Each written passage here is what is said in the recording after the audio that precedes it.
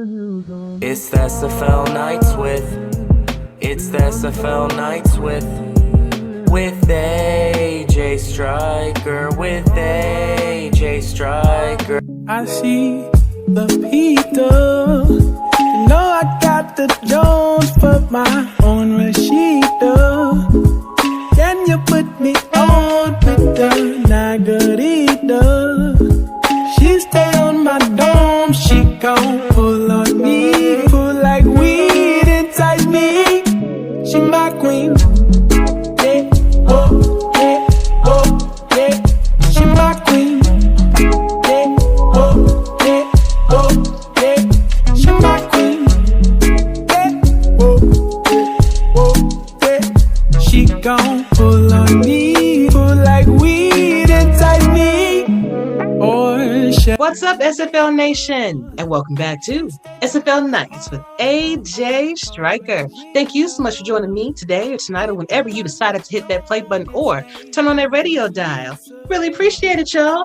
And I have my special guest with me, Mr. T. Roy Gaines. He is a GM, president, fullback. I'm sure I'm missing something. That's it. That's it. For the Baltimore Vultures. See, I got it right, man. You know? Finally. After all this time. See, here we go. Already.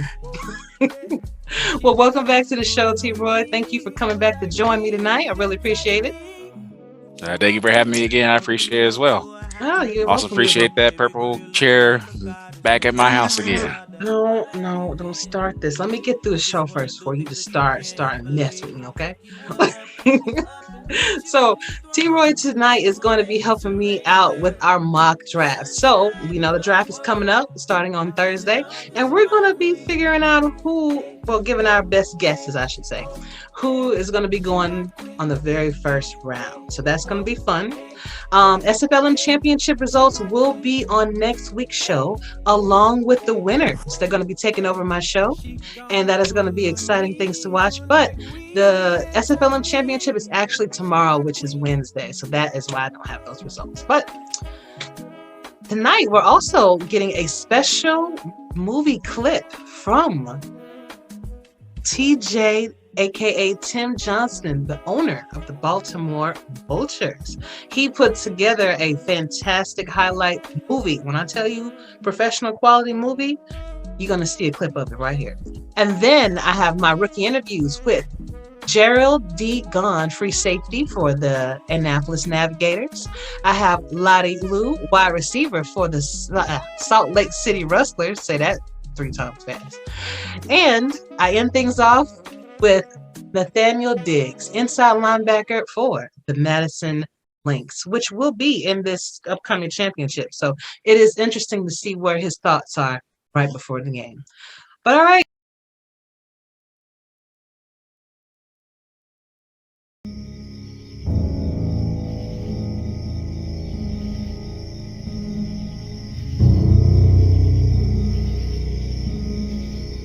And that will be the 2-minute warning. 3-point ball game at home for the Fleet. Looking to get a dub in their first matchup against Baltimore. Simulation Football League action rolls on. Presented by APM Music live on FTM Twitch.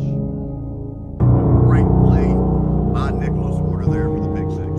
As soon as he caught that ball, this stadium just started shaking as the fans going absolutely bonkers as Nicholas Warner turns this game around with one catch. That's a 14-point swing. Wolfswinkel's extra point is through the uprights and good, so it's 14-7. Gladiators on top of the Vultures.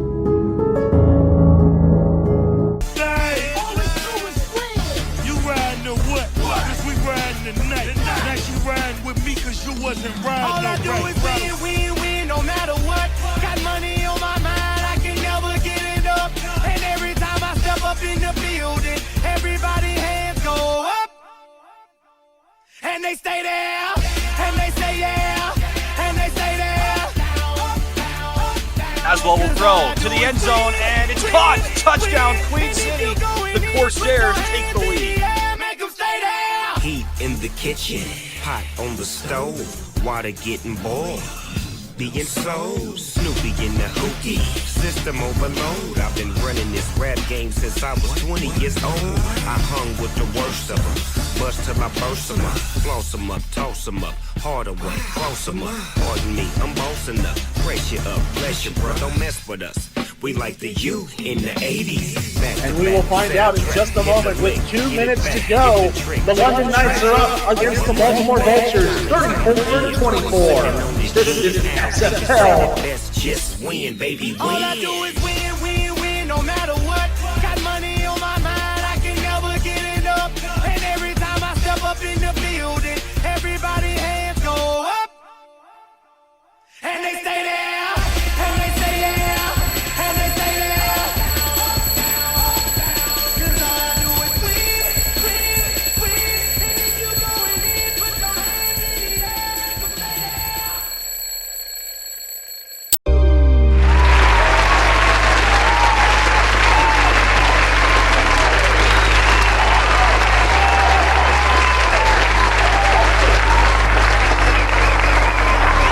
But all right, T-Roy, let's go ahead. First off, what do you think about this rookie class of season 18? I know you've interviewed a lot of them being GM to try to fill the 2 positions that are available on your team.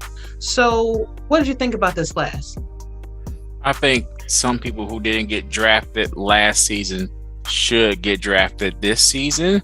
Indeed. Especially with needs at running back for a good number of teams. So there's some folks who's going to be happy, especially now that the rosters have expanded. I think there's going to be a lot of people who's going to make a huge impact in spite of where their spot is going to be on the roster. So, hey, if you're a running back or a quarterback this season, you should be happy.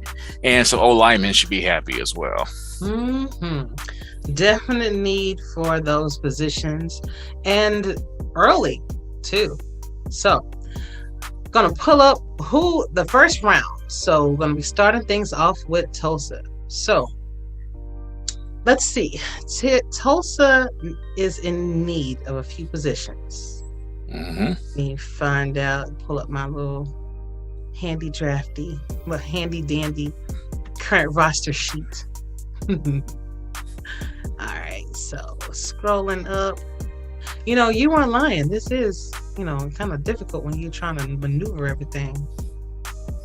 They don't know about that conversation we talking about.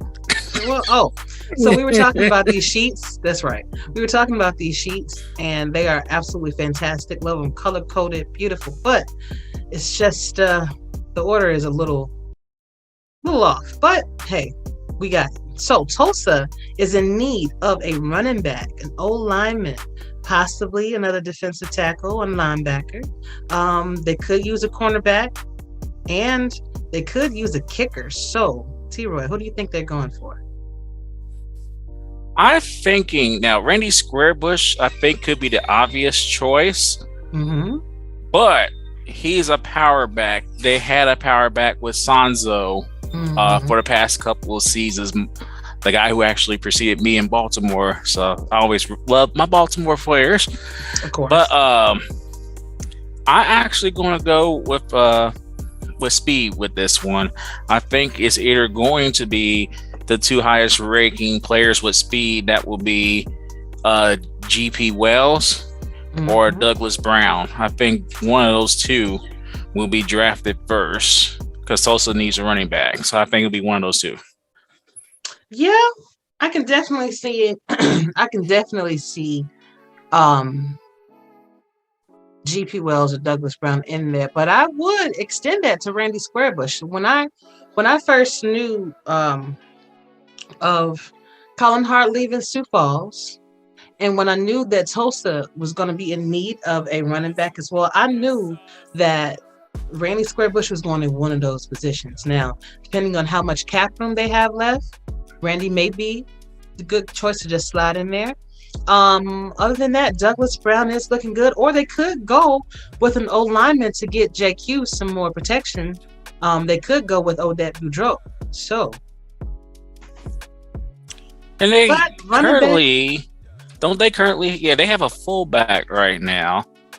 And yeah, you want to have old linemen to give somebody your quarterback protection, but and of course we gotta wait and see what these expanded rosters would mean in terms of defensive pressure on quarterbacks. But going from my personal experience, while I would love to have an old lineman too, teams can find ways to thrive on offense without a star old lineman. Not trying to diss any old lineman, because old linemen are important in this league. But if for some reason they don't go old lineman in the first pick, I don't think they'll be hurting too much. Oh, wait a minute. I just check out something too. Let me correct myself. Sanzo is not the starting running back. He moved back to wide receiver, which was his position he started out at in Tulsa when he signed with Tulsa so many seasons ago. So he's back at wide receiver. I remember that. So yeah, you might be right. They might be going running back. I mean, that would be the obvious choice. But it depends on who else needs running back, just like our second pick of the draft with Sioux Falls. Now, not only does Sioux Falls need a running back, but they also need a tight end. They need an O-lineman. They could use another they got Ray West and Biff Markham over there on the defensive. James Kelly's defensive end. They could probably use they could definitely use a kicker. But I think with them having the second pick of the draft, they're probably going to go running back, and I'm thinking they're probably going to go Randy Squarebush, because I think he would slide in so nicely. Because Colin Hart, they basically built their whole team around Colin Hart, and if Randy Squarebush can produce the same numbers or even better numbers than Colin Hart, be a smart move. And at least the top 4 rated running backs with Randy Squarebush, G.P. Wells, Douglas Brown, Brad Jones, they all should be starting week 1 ready, darn near silver level type running back. So they'll be able to make huge impacts right from the get-go. I do believe this is where Squarebush should fall. And like you said, he's very similar to Colin. So I think Sioux Falls will get Squarebush at this point. Indeed. Now, third pick of the draft will be the Fort Worth Toros. And they are in need of a major player in quarterback. Who else? They could use an O-lineman, but I'm thinking that the quarterback position is a very, very important position to fill. And got a lot of good people out there. You got Reno. You got Johnny Reno, that is number 1 in the quarterbacks for the SFLm right now, followed by Scar Patterson. I know Jaleel Usman had a pretty good season. This could go anyway, but I really think that they're going to be going with a quarterback with their first pick, and it's probably going to be Johnny Reno or Gene Struthers. My opinion, since they need a quarterback, and quarterback, you got to have them ready. They got to be like ready to go, especially in a tough division that is the South, the Tex-Mex division. Losing their quarterback, I think you need somebody that's going to be super ready to, make an impact right then and there. And he's going to be surrounded with a lot of great talent there in Fort Worth. I'm leaning towards, because of the height, Reno, but the highest rated quarterback is Scar Patterson. So it all depends on which one of those two will be a great fit in that locker room and who's willing to be patient with the process. So if I was Fort Worth, either going to be Patterson or Reno. I might get a slight edge to Patterson, even though he's 1 inch shorter, but he has some speed to him. Other than that, his speed and agility is really high. So if he needs to escape from tacklers, that's probably your best bet. And his leadership, they all got both of them in animations currently. Don't know what they're going to do in terms of that, but they both have the same animations that you want in the quarterback: leadership, quick release, and clutch. So I say Patterson. I'll give him a slight edge. Johnny Reno, also, I'll give him the nod too. They won't go. You can't go wrong with any of those two. Any given sim day, I tell you. Yes. Next up, number 4 in the draft will be picking. DC will be picking number 4 in the draft. Excuse me. And they got a few openings as well. They got some openings for, of course, O linemen. They could use another linebacker. Probably.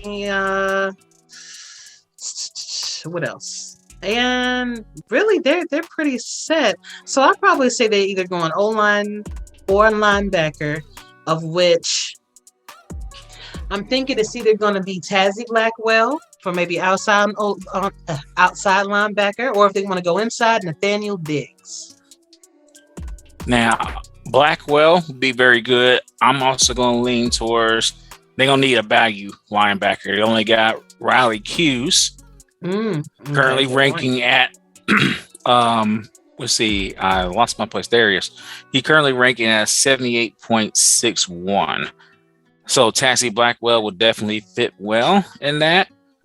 I think they need a couple of linebackers. So if they don't get Tazzy, I will lean towards the highest ranking one. You need a plug and play basically right now. So Earl Fields, the 4th, will be someone I will lean towards as well. I know Nathaniel Diggs is in the championship game. His value is pretty high up there too, but I think it'll be Earl Fields or Tazzy. Yeah, depending on how much cap room they got, I can see that. I can definitely see that. Now, Louisiana is going to be picking number 5, and it looks like they got this position from the Jacksonville Kings. Am I right about that? Yep, they did the switch. All right, the switcheroo. So, number 5. Now, I can kind of see why they moved up to number 5 because they are in need of a few positions. They could go with another wide receiver, a third receiver. They could definitely go with another O lineman because I think they lost one. Or either I think Leonard Butler moved from O line to defensive end. I think that's what happened. They could probably go. They could probably go with another strong safety. Let me see. They're 20, so they have to fill 3 positions. I think probably the most, and they have Colin Hart over there too that just added. They're probably gonna go either tight end. I could see them doing a tight end too, or maybe a third wide receiver, or an old lineman because they're pretty stacked everywhere else. If that's the case, if they're going, wait a minute, if they're going old lineman, I'd probably go with Odette Boudreaux, which is the wife of Otis Boudreaux, which, husband and wife, Bonnie and Clyde, why not? Or maybe wide receiver 3. And for that one,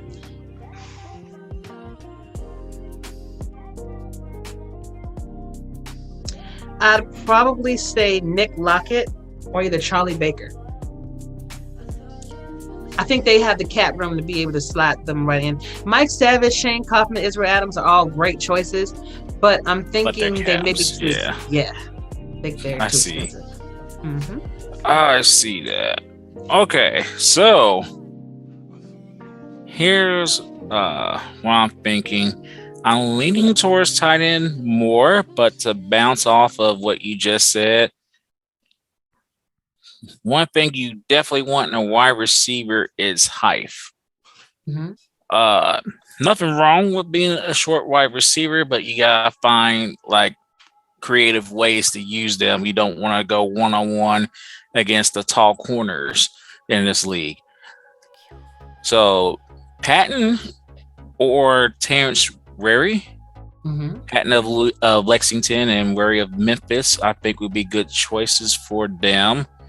And they both are in the low to mid 80s. If they don't go wide receiver, then I think maybe another tight end. And if they do, I think, and I gotta go with cap numbers, Akron is the only highest ranking tight end at the 70.26.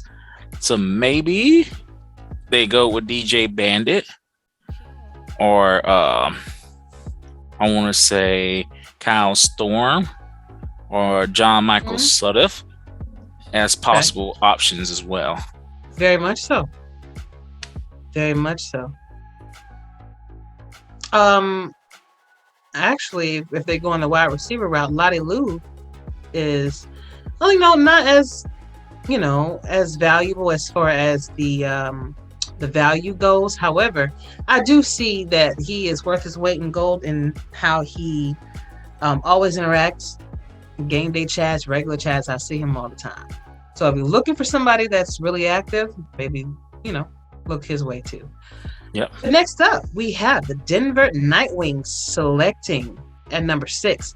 And they're in need of, it looks like, about 4 positions.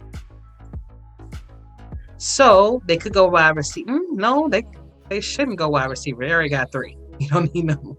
Right. So they could go tight end too. They could go O-lineman. They look like they're pretty stacked everywhere else too, unless they want to add another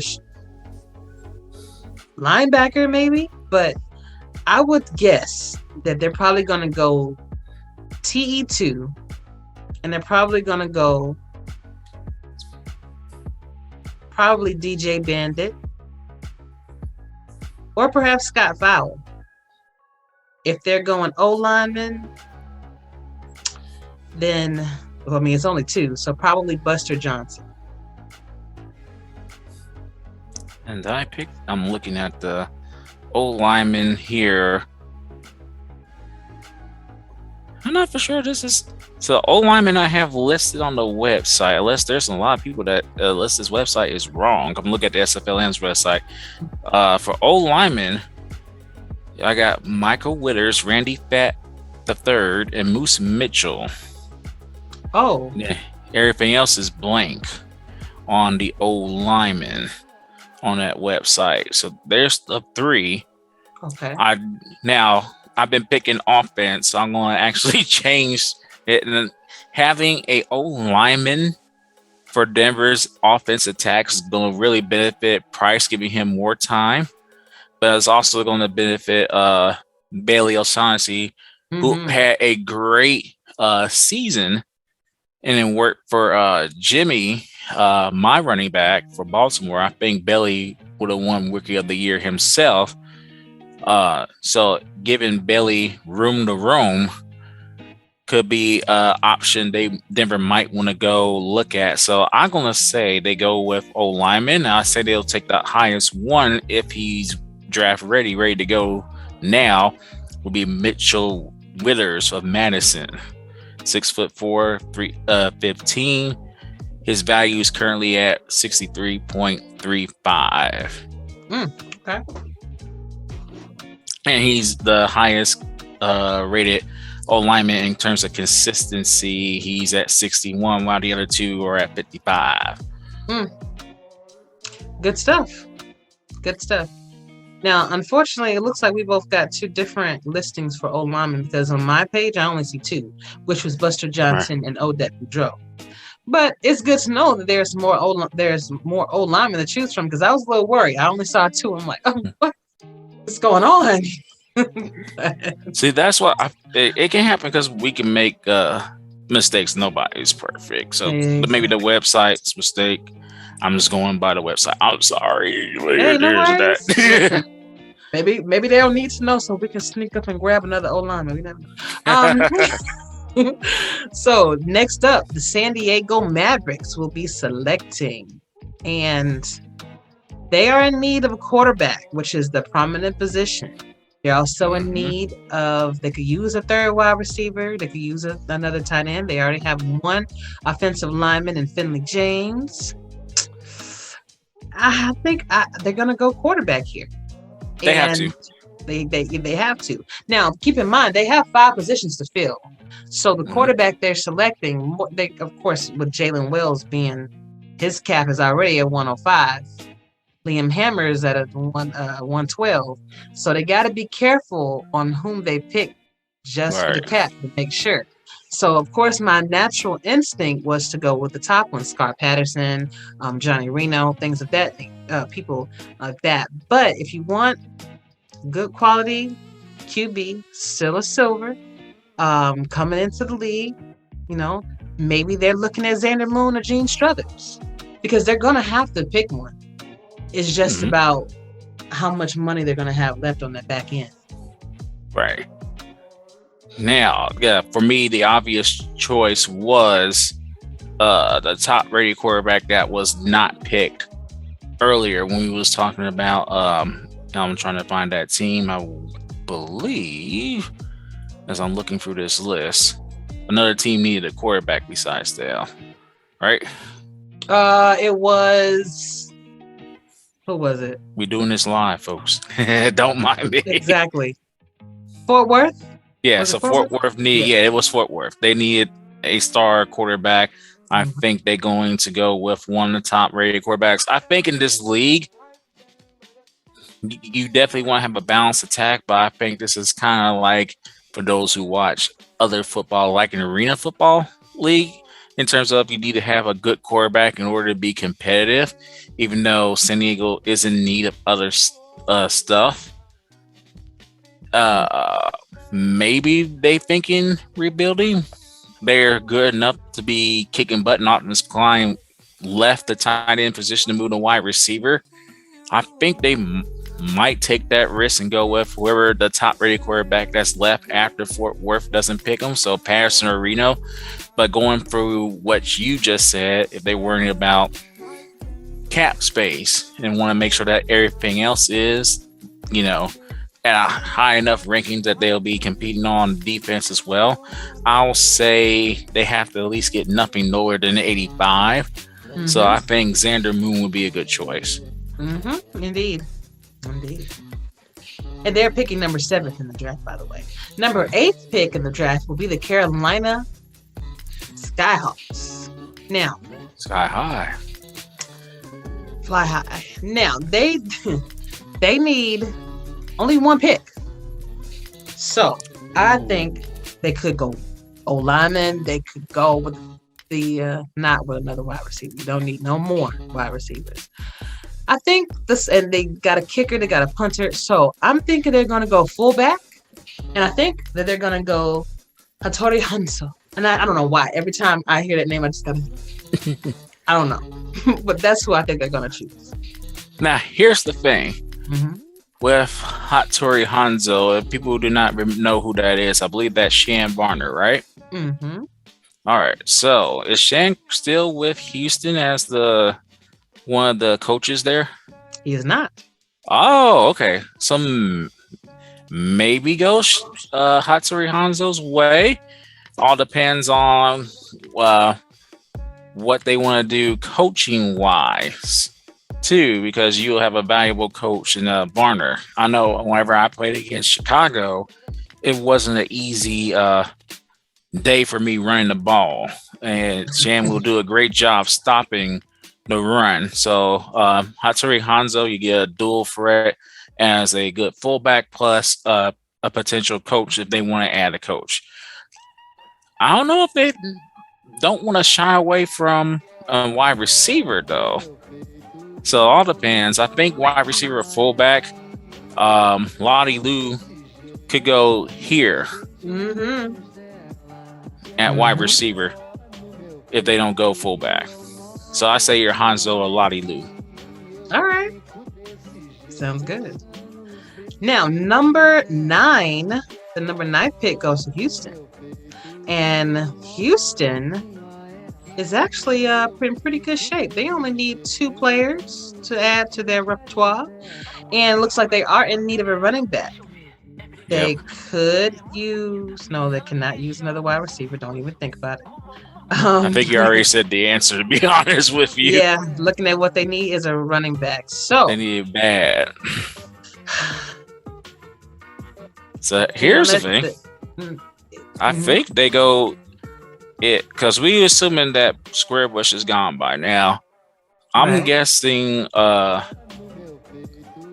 depends on. I think Damon likes fast running backs, right? I think he likes fast, so that could hurt Brad Jones because he may not be the fastest one that's still left when it's Houston's pick. I think Wells or Brown, whoever's available, maybe Wells will be the one that's picked here. I could not agree more. I think that GP Wells was sort of underrated. Everybody talked about Randy Squarebush and Douglas Brown most of the season, but I think he kind of flew under the radar. He had some very good games and he was very productive on the field. And I think that you're right about that. I really think that GP Wells may be going to Houston, but then they have another spot to fill too. So it'll be interesting to see the decisions that these GMs and these coaches are going to be making. Portland is number 10, and they will be selecting three people out of the draft this season. One of which could be a wide receiver, one of which can be an O lineman, or maybe a tight end too. They're pretty stacked on everything else. So I'd probably say that they're either going to go with an O lineman if there's one available, an O lineman, or a third wide receiver, or maybe a tight end too. If that's the case, I can see Loddy Lu going over here. I can see O lineman. We can see either Odette or Buster going over there. And my tight end too. So tight end twos. It's going to be interesting. Because it depends again on how much money they have left over in the cap. Someone that's kind of like a middle tier. I'd probably go with John Michael Sudduth or either Dusty Rourke. I think they definitely need to have another weapon, another option. I make sure they can definitely get away with 2 wide receivers and the tight end, but they definitely need another weapon on offense. And I think unless other teams need O linemen later on in the draft, I think they could wait. But I will strongly believe that they should get a wide receiver or a tight end too. So wide receiver 3 or tight end 2. I think wide receiver 3 might be their best bet. So if Patton is not there,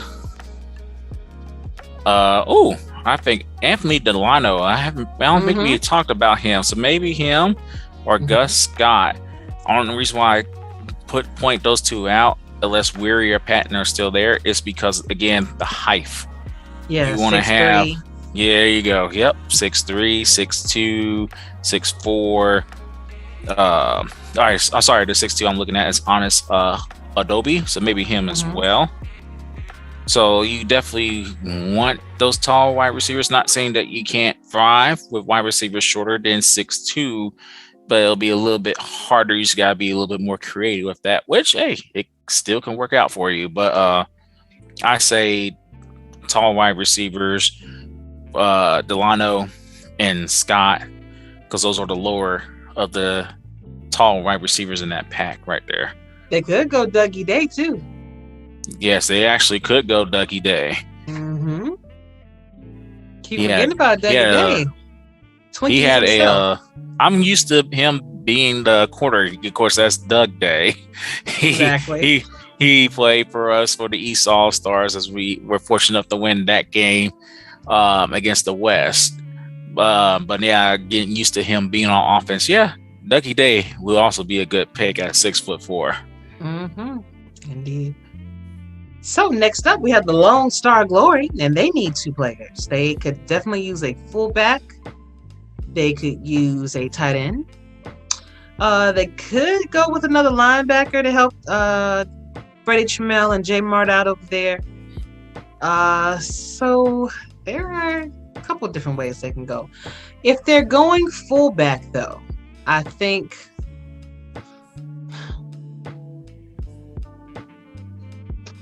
that they would probably shoot for Toronto Riviera. If they are going linebacker,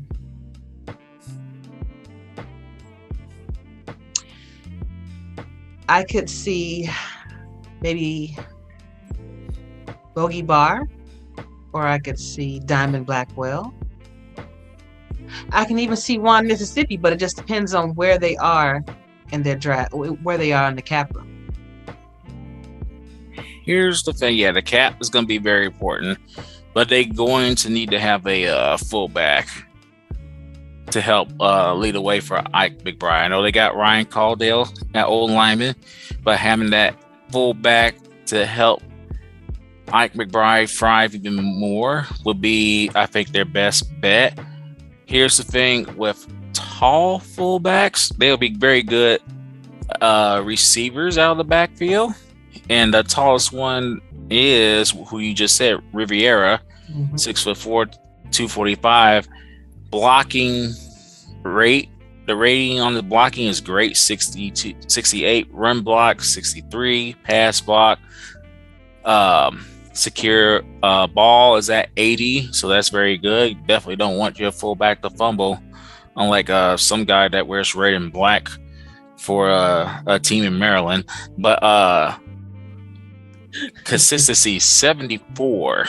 I like that. So if Hanzo is not available, I would definitely lean towards Riviera. Bravado won't be a bad choice. If I was Scott Powell, if he doesn't get drafted this year and he wants to be a fullback, I will ask him to make himself taller. Redo his player, make him taller and weigh more than 210. I think he might be the odd person out this season.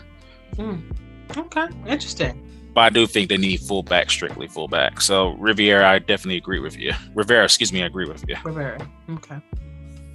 And they were choosing number 11. So number 12 is the Jacksonville Kings, and they got their pick from Louisiana. Now, Jacksonville is in need of about 6 players. Yeah, 6 players. So, fullback, they can definitely use defensive tackle or 2. They need a strong safety. They need a kicker. Seems like they have their work cut out for them. So, I would say, and knowing Frank, I'm sure he's a bit frugal with his money.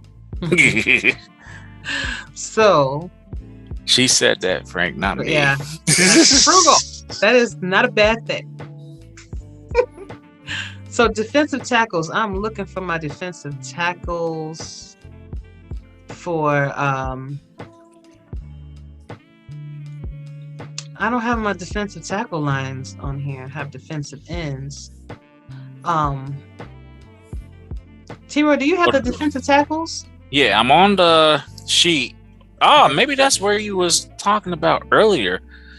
So Buster Johnson and Odette Boudreaux is DTs. They are DTs. Oh, so they got them labeled differently. They have them labeled as O-line. Okay, gotcha. So I gotcha. I have it labeled wrong. That was my bad. DT. I think if they go defensive tackle with your singing self, I caught that. If they go defensive tackle, I mean, they couldn't go wrong with either Buster Johnson or Det Boudreaux. Buster Johnson is the highest rating one. Yes. But Odette Boudreaux's consistency is up there. Yeah. She's got 81, and she's 6'6", 330. I will go with Boudreaux. I think she'd be the first defensive tackle gone. Indeed. She has been prominent on the field. Like, I don't think there was a game that she didn't get at least one or two sacks. So she's definitely going to be a workhorse on that team. St. Louis is number 13 and is up next. So let's see what St. Louis got for us. Now, St. Louis needs 3 players, of which one could be a fullback. They could go third wide receiver. They could go old lineman. Because we borrowed theirs. Let's see. Yeah, looks like they're probably gonna go fullback to give Christian Brown a little bit more options. Cairo Martinez can get these lanes from the fullback, or they can go third wide receiver. So if they're gonna go fullback, we don't have enough. Yeah, that's the thing. Probably Bravado. How do you say Mateo Bravado? Mm-hmm. Or they could go. You have the O lineman, so I'm gonna let you select that one. But I think that they're gonna try to score. They want to focus on scoring, so I think they're gonna go Mateo Bravado, fullback. Now, if they don't go that route, they could see if any one of these running backs are willing to add a little bit more weight to them and be a fullback. Because there's certain players that are allowed to make the switch if they want to get drafted. So here's the thing: it's like Brad Jones, and I'm looking at does he want to add weight and move the fullback? That's going to be a tough decision from him because he's on chance number 2, right? Right. So I think I'm not for sure what the new rules are, but maybe if he doesn't think he's going to get drafted as a running back, he may want to talk to them about being the fullback, put some more weight. He's 5'10", so he's not on the tall side, but still they can add weight and move the fullback, and I think that'll be a nice 1-2 punch for him because he'll be definitely ready to be a bell cow or at least help out with the carries there, make sure he doesn't get tired. If not that, maybe the guy who's in Lexington right now, if he's ready to make that leap, Sawyer Stern, all you do is just add weight. He's already a power back at 77.25. He makes that switch to fullback.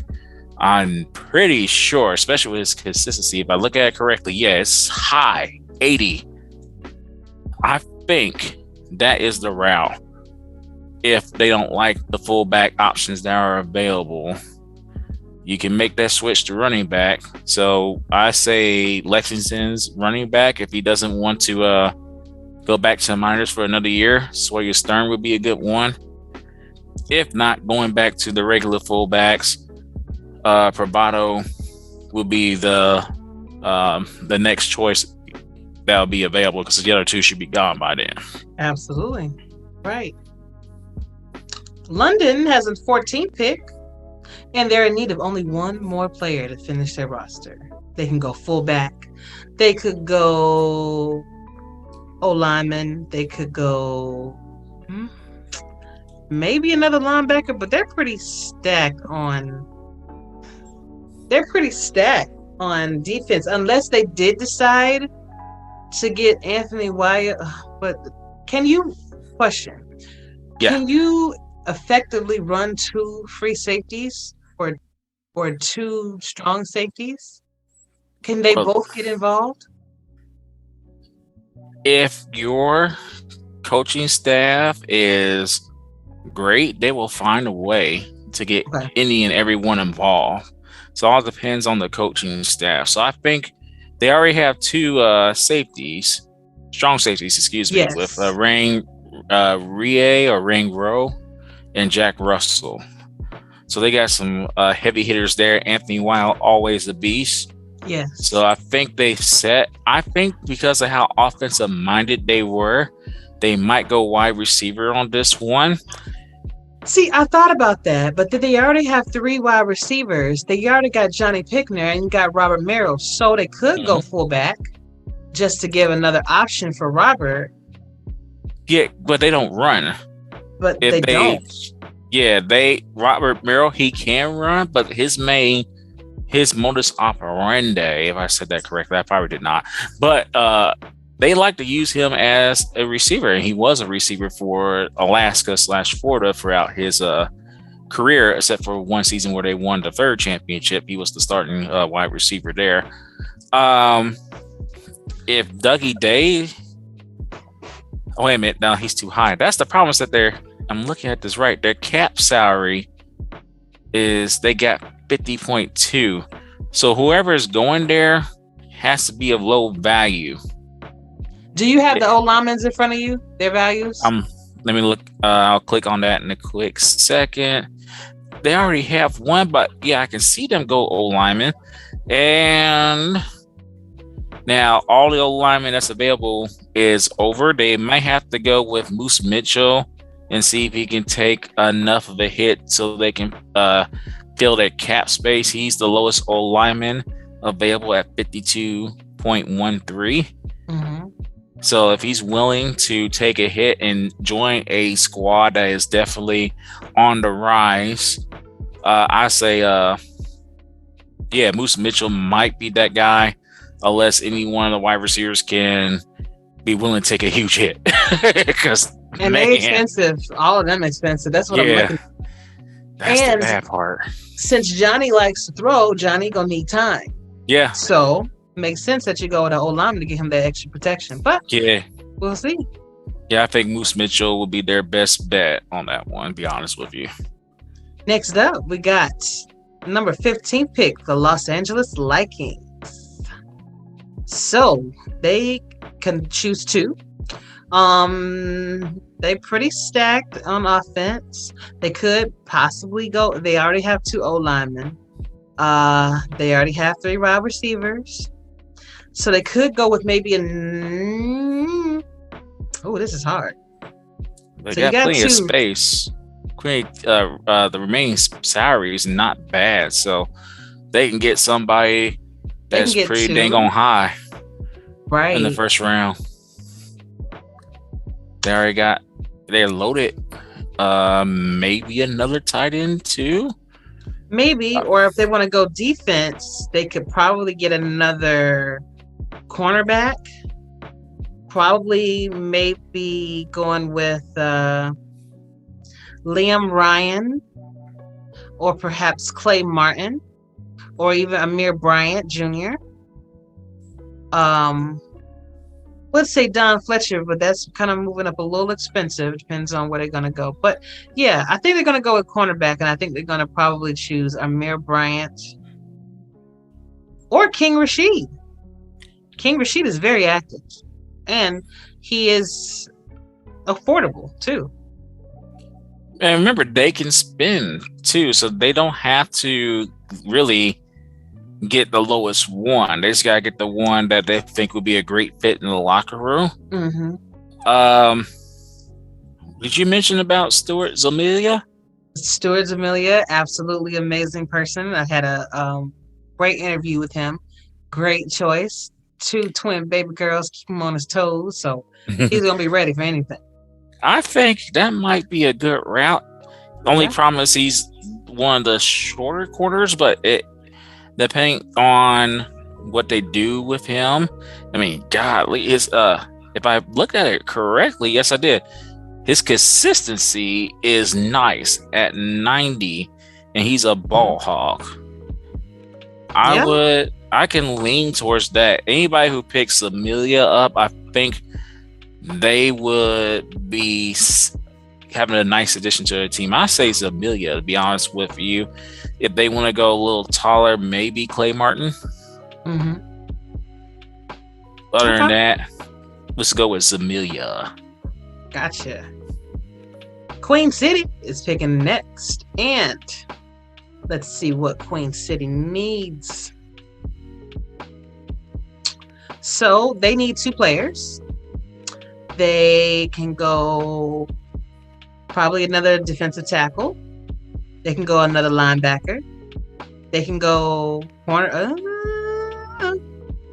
maybe cornerback. So I would say cornerback, linebacker, or defensive tackle. I'm probably thinking defensive tackle more so. And If that's the case, let's see how much money they have left over. 130. So they could probably pick up Buster Johnson at defensive tackle. Let's see. I'm worried about the rating. Here's what I'm going to lean towards. If they rate Diedrich Law, height-wise, Clay Martin, height, not bad, at 62. So they both are in the 60s, so that should leave at least enough to get one more person. So I say any one of those two quarterbacks, I think you want to get them now. And I say the two that I just mentioned would be the ones they want to go for, unless they want to go high with the value and maybe get a punter in the second round, even if there is a punter. No, there is no punter. There's no punter. That's shocking because I don't know if people realize punters are going to help a lot of teams out big time. Yes. I think if you see what we did in the offseason, we got a punter. I think pitting teams inside their 10 is going to be very important with the expanded rosters.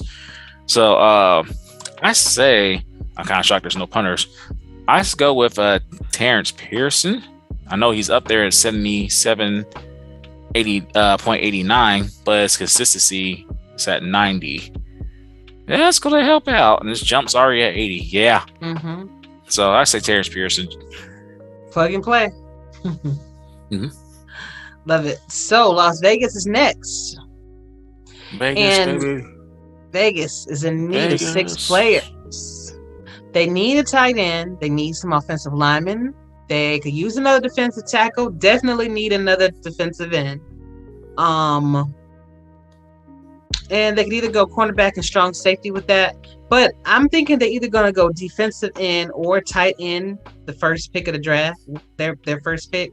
So if that's the case, and they do have quite a bit of money to spend, so they could go really high and take a tight end, probably Caesar Ackerman or Scott Fowle, or they can go defensive end and go with Robert Cherry or Angela Meerkat. Those are the top tiered individuals in each category, depending on how much. Actually, they could take the top and still have enough money to do something else. So so it's either going to be defensive end or tight end for me. I say tight end. They gonna need tight end. Ackerman will be, if he's available. I know he's on the short side. He's basically a fullback or halfback, but that means his route running is probably going to be pretty nice. He's probably going to be hard to cover. So his route running is 82. He's the top highest rating in terms of route running, and his consistency is high at 88. If he's there, I do not see why they don't pick him. It's just that they're going to have to get creative with him in terms of the routes that he runs, because you don't want him against a person that is a highly ranked corner or safety. You don't want that matchup. It's not going to look well. I say Ackerman though. Okay, I agree. Next up, the 18th pick of the draft will go to the Charleston Predators, and they're in need of 3 people. Let's see. They could go with a second tight end because to help Lyric Da Vinci out. They could add another O-lineman. They could either go defensive tackle, and I'm thinking they're either going to choose a tight end too or a defensive tackle. I don't know why. If they're going tight end, let's see how much money they got left over. 175. Yeah. So if they go tight end too, they can definitely pick up someone like DJ Bandit or maybe Scott Fowle. And then if they're going to go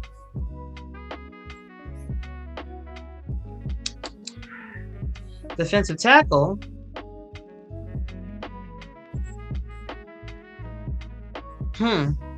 Again, Odette looking good to go over there. I'm gonna go outside the box. Okay. I think they need to shore up the safety position because they got one free safety, one strong. Yes. I will go with strong safety with this pick. Okay. And they got plenty to cash to spend. Adrian Blaine. Yeah. Now here's the thing. Let's see. I see somebody with a consistency of 90. The 4th rated one, which is Dante Grimm. And like I said, consistency. As you know, as your owner / now defensive coach, Eddie Gage, since offensive coach. I'm sorry.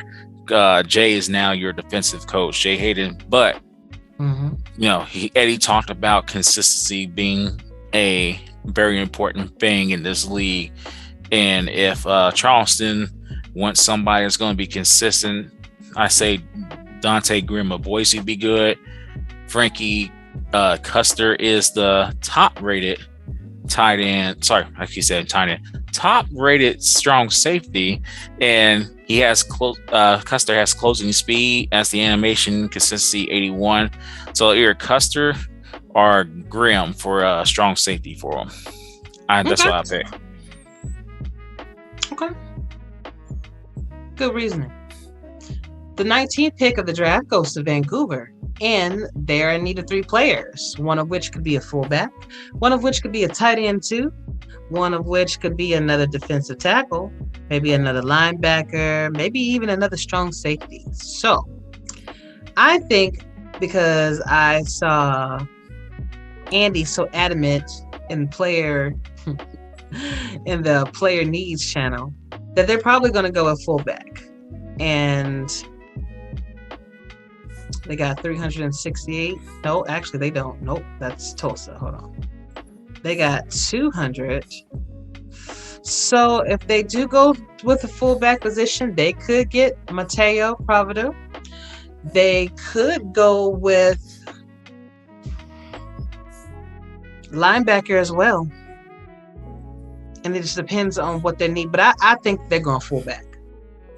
I think they go fullback too. Fullback as well, excuse me. And then again, this is what hurts Scott Powell. Unless they want to go and ask Scott Powell, hey, can we bulk you up? Because 5'10" isn't bad at all. If they can just bulk him up, and I don't know what will be the weight limit to bulk up somebody, get him to about 230. And then his run blocking is great at 73. They don't have to work on his consistency. So if Scott Powell is willing to bulk up and be a fullback, I can see Vancouver going that route, or they can go the route of, hey, Brad Jones, or hey, Sawyer Stern. Do y'all want to make the switch to fullback? Bulk you up, and you'll be on a team that's very offensive minded and can find ways to get you the ball right away. So Andy's very creative on offense. So I definitely say they might ask one of the halfbacks to make the switch to fullback. And again, Stern will be a good choice if they do that, because he's already up there in height and weight. And I think they might go Stern's route or go Powell if he's still available. Indeed.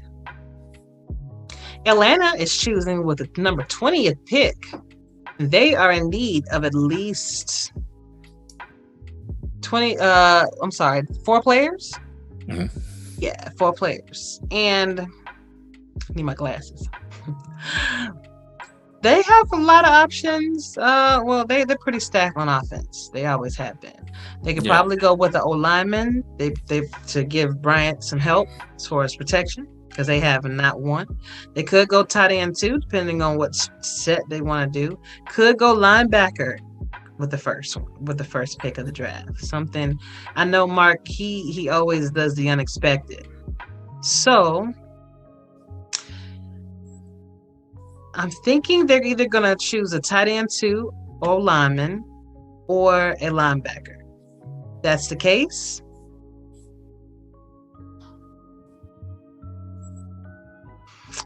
I would say either Sean Robinson or Juan Mississippi, linebacker, or don't have my old lineman with me, unfortunately. So I'm gonna let you hit on that one. Tight end to back up Jamal Wooding. I'd probably say either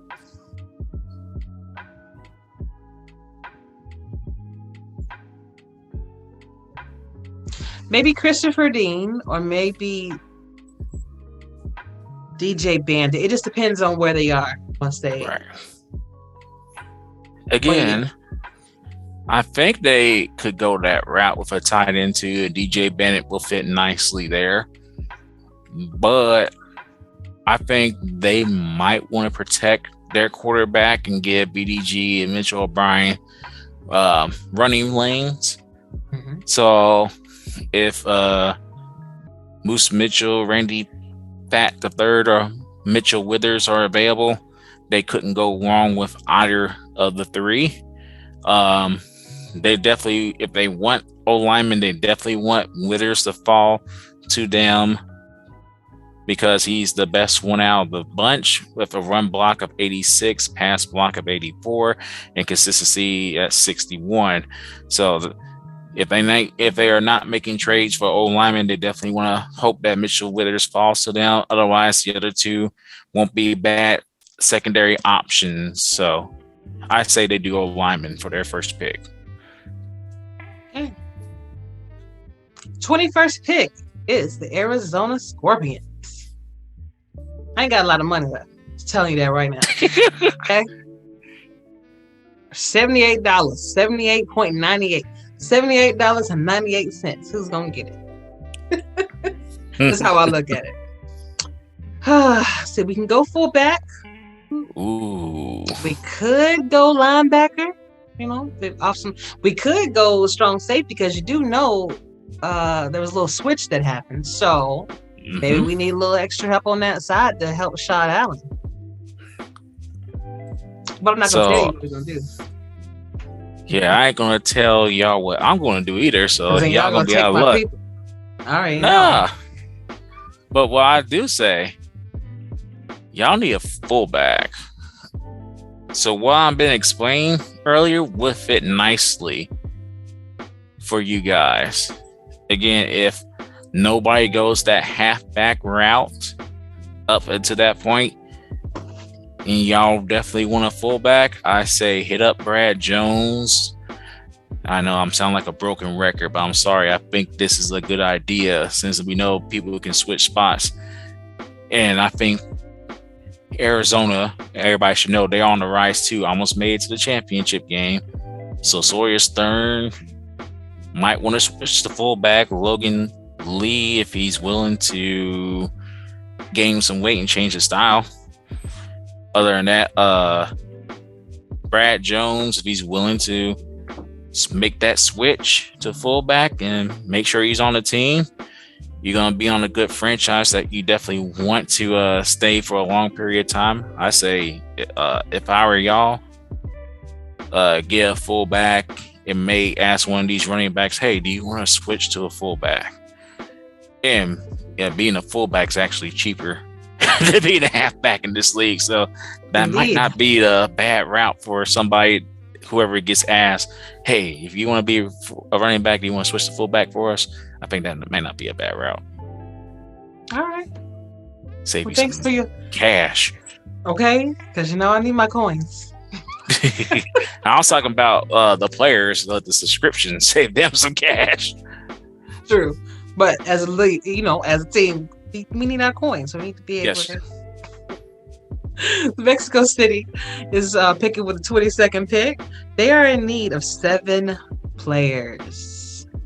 First round could go to our receiver as a third, or they could go offensive lineman. They could use another running back, definitely a cornerback. Well, Yeah, maybe another cornerback. They could hit up the safety positions. Or maybe they go punter. Maybe they surprise everybody and go punter. Don't think so. But I think they're going to go wide receiver 3. Same. And I think since they do have a lot of money to spend, they want to get a good wide receiver, somebody that has really good hands. I'd probably go with Israel Adams, Mike Savage, or Shane Kaufman. Man, the Tacoma brothers are going to probably keep somebody else from getting a spot here. Yeah, I'd say wide receiver 3. And I know Jimmy was definitely vouching for his brother. I'm talking about my teammate, Jimmy Hampton's vouching for his brother, Mike Savage, to get drafted last season. I think Mexico City is the route he should be going. I think that's the guy you want. He is the highest rating wide receiver. He's not the tallest, but at 6'3", I think that's tall enough. May want to put some more weight on just to play it safe, but I think Mike Savage should go to Mexico City. Gotcha.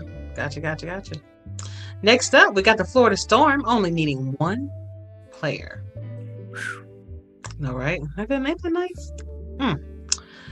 So they can go linebacker. Now, keep in mind, they only have, let's see how much money.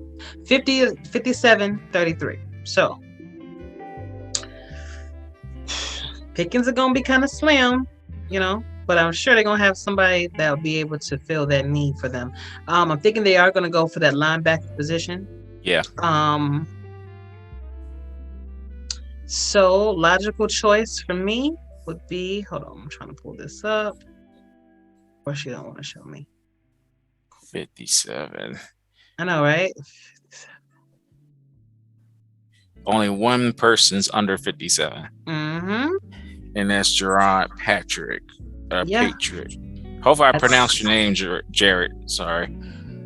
That's it. If they go linebacker, he is the only one that would fit within the category.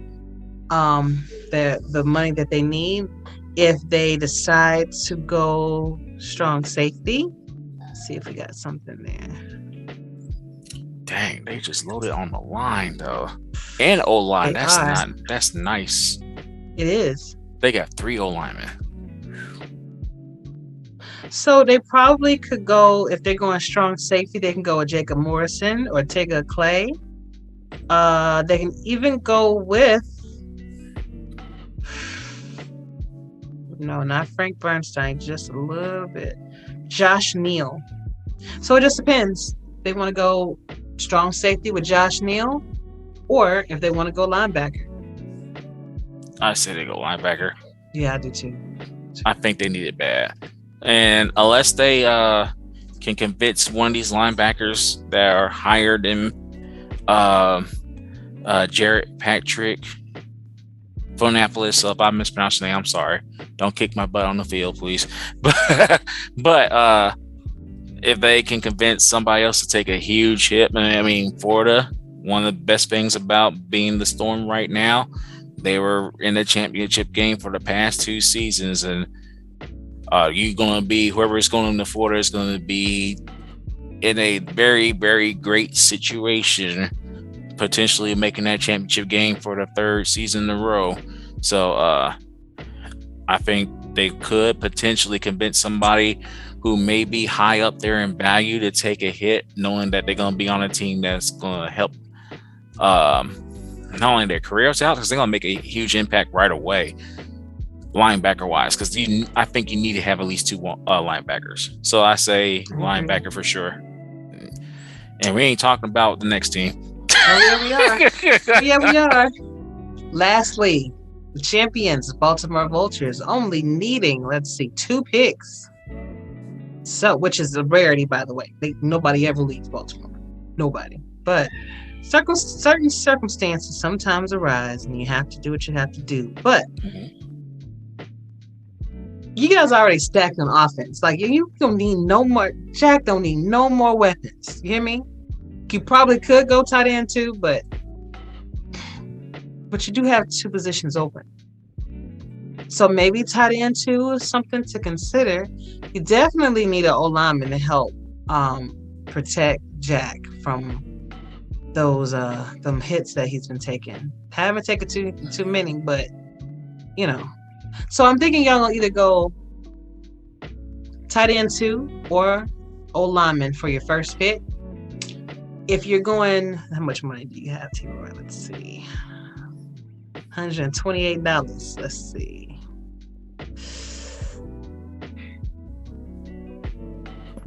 O-lineman, of course, I don't have my list with me, but if y'all gonna do the tight end thing,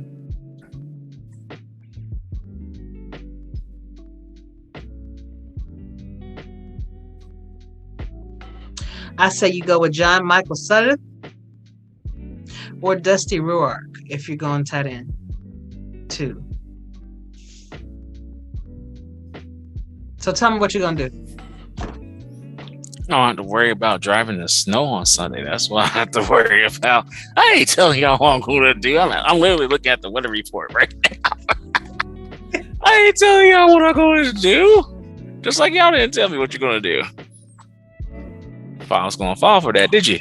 Did you? A little bit. Did you? That whole conversation, I was looking at my phone, looking at the weather. I ain't telling you. You can just say darn so. You can say which side you lean in, either offense or defense. Okay, I'll tell you what I'm doing. I'm drafting somebody in the first round. That's what I'm doing. I'm gonna draft somebody. It's just like things so difficult. It's like my ex. She had a funny story when her kids was asking, like, "What are we gonna get her Christmas? You want to get her a present?" Because you know they're gonna go back and jail. You gonna get a present? Oh, mommy, he got you. I know. But hey, T-Roy, thank you so much for taking the time out going over our mock draft. It's gonna be fun. Hopefully, we'll get some of them right. You know, never see. I mean, you never know. But hopefully, we won't be too far off. We'll see how good we are with these picks. All right. Yeah. So everybody stay tuned for my rookie nights interviews with Gerry Dee Gond, with Nathaniel Diggs, and with Loddy Lu. Be right back. All right, SFL Nation, and we are back with the first of my rookie nights interviews for tonight. This gentleman has decided to grace my show with his presence, and he is Mr. Loddy Lu, wide receiver for the Salt Lake City Rustlers. How are you? I'm doing good. How about yourself? Doing pretty good, man. I'm so glad that I finally got you on. I see you out there in chat all the time. I see you out there in game chat everywhere. Yeah, I always try to do my little thing out there and just show my support and love to everybody out there. Good. That's exactly what's needed. So, man, thank you for your time. Let's tell me a little bit about yourself. So, what's your name? Your real name? If you want to give us that, that's fine. Your age, your hometown, interesting fact about yourself, and your favorite NFL team. Well, my real name is Renard Govan. You know, I'm 30 years old. I'm from St. Matthew, South Carolina, born and raised. I spent a little bit of time in New York for me, but like close to a bit of a year. You know, like I like watching combat sports pretty much. You know, like boxing, mixed martial arts, stuff like that. And a crazy thing about me probably would be I don't know. I think I can do like a lot of stuff, like more than like a jack of all trades type of stuff. Type of guy, like somebody be like, you know, say you can fix this thing on my car real quick. I can look at it and be like, you know what, you need this. I can fix it for you real quick. Like, it's almost like stuff just come back to you. Like, you know what, I feel like I did this like in a past lifetime or something like that. You know, like one of those type of guys. Okay, I like that. And so, who's your favorite? My favorite NFL team would have to be the Carolina Panthers all the way. Like, since I'm from Carolina, you know, I had to be a Panther fan. I don't understand how you from Carolina and not a Panther fan. So, you know, like. Hey, I understand. All the way. I know you probably got a little upset when Cam Newton left to go to I mean, I wasn't really too much upset because I understand like they have like a new regimen going and everything, a new owner, new coaches and everything. So guys was probably like, we got to come in and like work our system, see what we want to do. So far it hasn't been working out as much, but hey, just roll with it. We just keep pushing forward, keep pounding like the motto, just keep pounding. Exactly, right? I'm a Bears and I'm a Falcons fan, so you already know. Tell me, have you ever played sports before? Yeah, I played. The first sport I probably ever played was like baseball. Like we played baseball like early because like during the summer league, like summertime, it was everybody gonna play baseball. Like, so we always gonna play baseball. And when I got into school, like I played football for a little while, like up until high school. But after that, like not too much sports like that. Like after that. Okay, so when you say you played football, what position did you play? Was it wide receiver? No, it wasn't wide receiver. Like back then, I was like a kid coming up. I was like a big kid, so I would play like they put me on the line. So I was like defensive end, like offensive line. So. Oh, okay, gotcha. So how did you find the SFL? Just looking up a sports simulation league. I was just like typing like sports league, simulation league, and like if you type that in like Safari or Google or anything, the first thing that's gonna pop up is like, what is the SFL? So I clicked that, like, what is the SFL? And I was just reading everything. And I was like, bro, I might need to sign up for this. Like, what is a Discord? Like, what is all of this? And I just just went with it. And I was like, bro, this is like amazing. And like that's how I found the SFL. All right, how did you come up with your name, Loddy Lu? Oh, when I started getting into music, most of my friends just started calling me like Loddy Lu. And it was just like the type of question I was. It was like, you should put the L, the U, and the M because like Lu stands for like loves you. So it was just called me Loddy, and it was like just put like the hyphen for Lu, so Loddy Lu. Like that. Okay. Because I had to ask. Like I saw, like man, I like your name, but what does it mean? So thank you for clearing that up. So, do you remember the very first game you ever watched from the SFL? The first game I watched, I want to say it was it was the Portland Fleet. I know it was the Portland Fleet. Okay. I want to say they was playing the Scorpions. I'm not too sure. But that was like the first game I think I ever watched. I remember it was the Portland Fleet. I remember it was Portland Fleet. So tell me, do you remember how that game, did we win? Because, Scorpions. So did we win or? Because if it's the game I'm thinking about, I threw like 7 interceptions that game and we still won. So if that was the game. Was it this season? Like, was it the season pass? Yes. Oh, that might have been that game. That could have been that might have been that game. I don't know. That's crazy. Yeah, I don't know how we won that game, but we did. And then the same guy caught 4 of the interceptions I threw. Bob Funk, never forget it. Like, bro, he's just right there. It's like he was my wide receiver or something. He was the only one. Speaking of wide receiver, like everywhere, like. I know, like, right? Damn, Bob, get out of here, man. Go ahead somewhere, Bob. Like, you want to be on the team, just ask, man. So, wide receiver, how did you come to be a wide receiver? Was that just something you wanted to play, or was that the only position that was available? Like, I think my favorite position I probably play would probably be safety. Like, I just love watching safeties play, like, hard hitters, guys that come down and get in the box and just hit hard and go out and play in coverage like that. But I pick wide receiver because my favorite player of all time would have to be Steve Smith. As a Panther fan, Steve Smith saying if you're not Steve Smith, you got to go with Steve Smith. So I went with wide receiver, and I grew up with Alshon Jeffrey, so I was like, I'm gonna just pick wide receiver because it's just like the common denominator. I'm just pick wide receiver. Hey, I understand. Now, if somebody wanted to draft you as another position, would you be willing to take it, or do you want to stick with the wide receiver as wide receiver?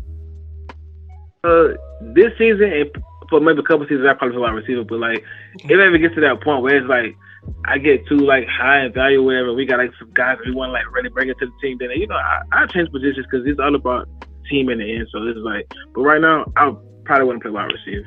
Hey, I understand. I do. So tell me about the Salt Lake City Rustlers locker room, and what did you think about the season as a whole? Oh, well, we had a lot of good coaches down in Salt Lake, a lot of other locker room, guys that really talked to us and made sure we stayed on progression and stuff like that. And that was the good thing about being in Salt Lake City the locker room, because we got like a lot of GMs as coaches, and we have like a lot of players as coaches as well. So it's like it was great to get to know guys down there like Ross and Mike and Mike Tinscrew and Garrison and Tyler. I mean, it's like a lot of guys on there that you can really just go and talk to down there if you want to in Salt Lake City. And we have like a bunch of new players, a lot of new guys too. A lot of guys on defense that are around, but like a lot of us were really, really new on offense. So that was pretty much good, and like a lot of new players were coming in. So for me, like I have plans to come back and coach next year. So I would love to coach Salt Lake. So that'll be great, you know.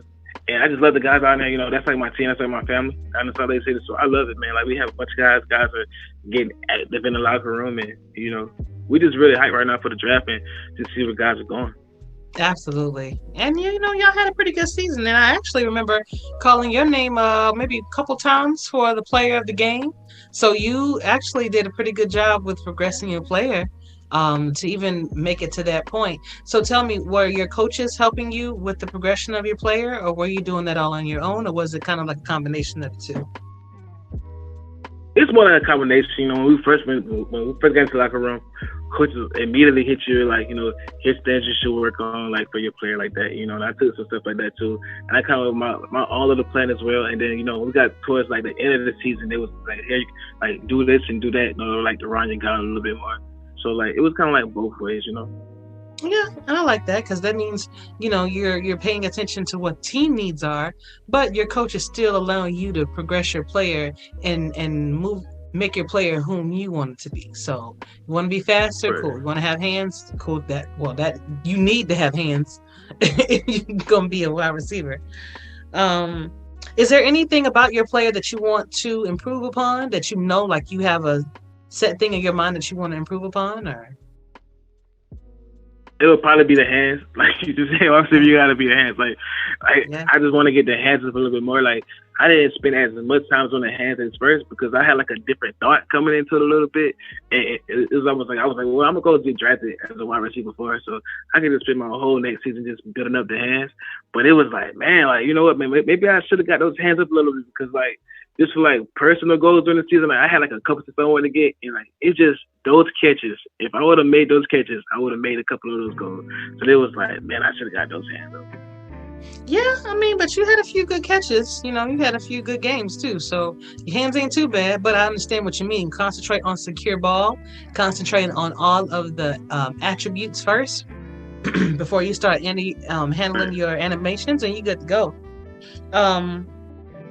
So tell me, what if you're drafted? What are the expectations that you have for the team that's going to draft you? Do this. That's like the biggest thing I'm talking about in teams is do this. I want the guys to just come in like just tutor me, like just bring me in, like just help me learn like things that I want to do going forward. Because like I said, I want to be coaching next season in the minors. You know, so just I come in, you know, just help me out on things that I want to do, and you know, and just help me grow into the player that you want me to be for the team, and you know, just help me rise up in the organization. Like that's one of my biggest things. You know, it's just.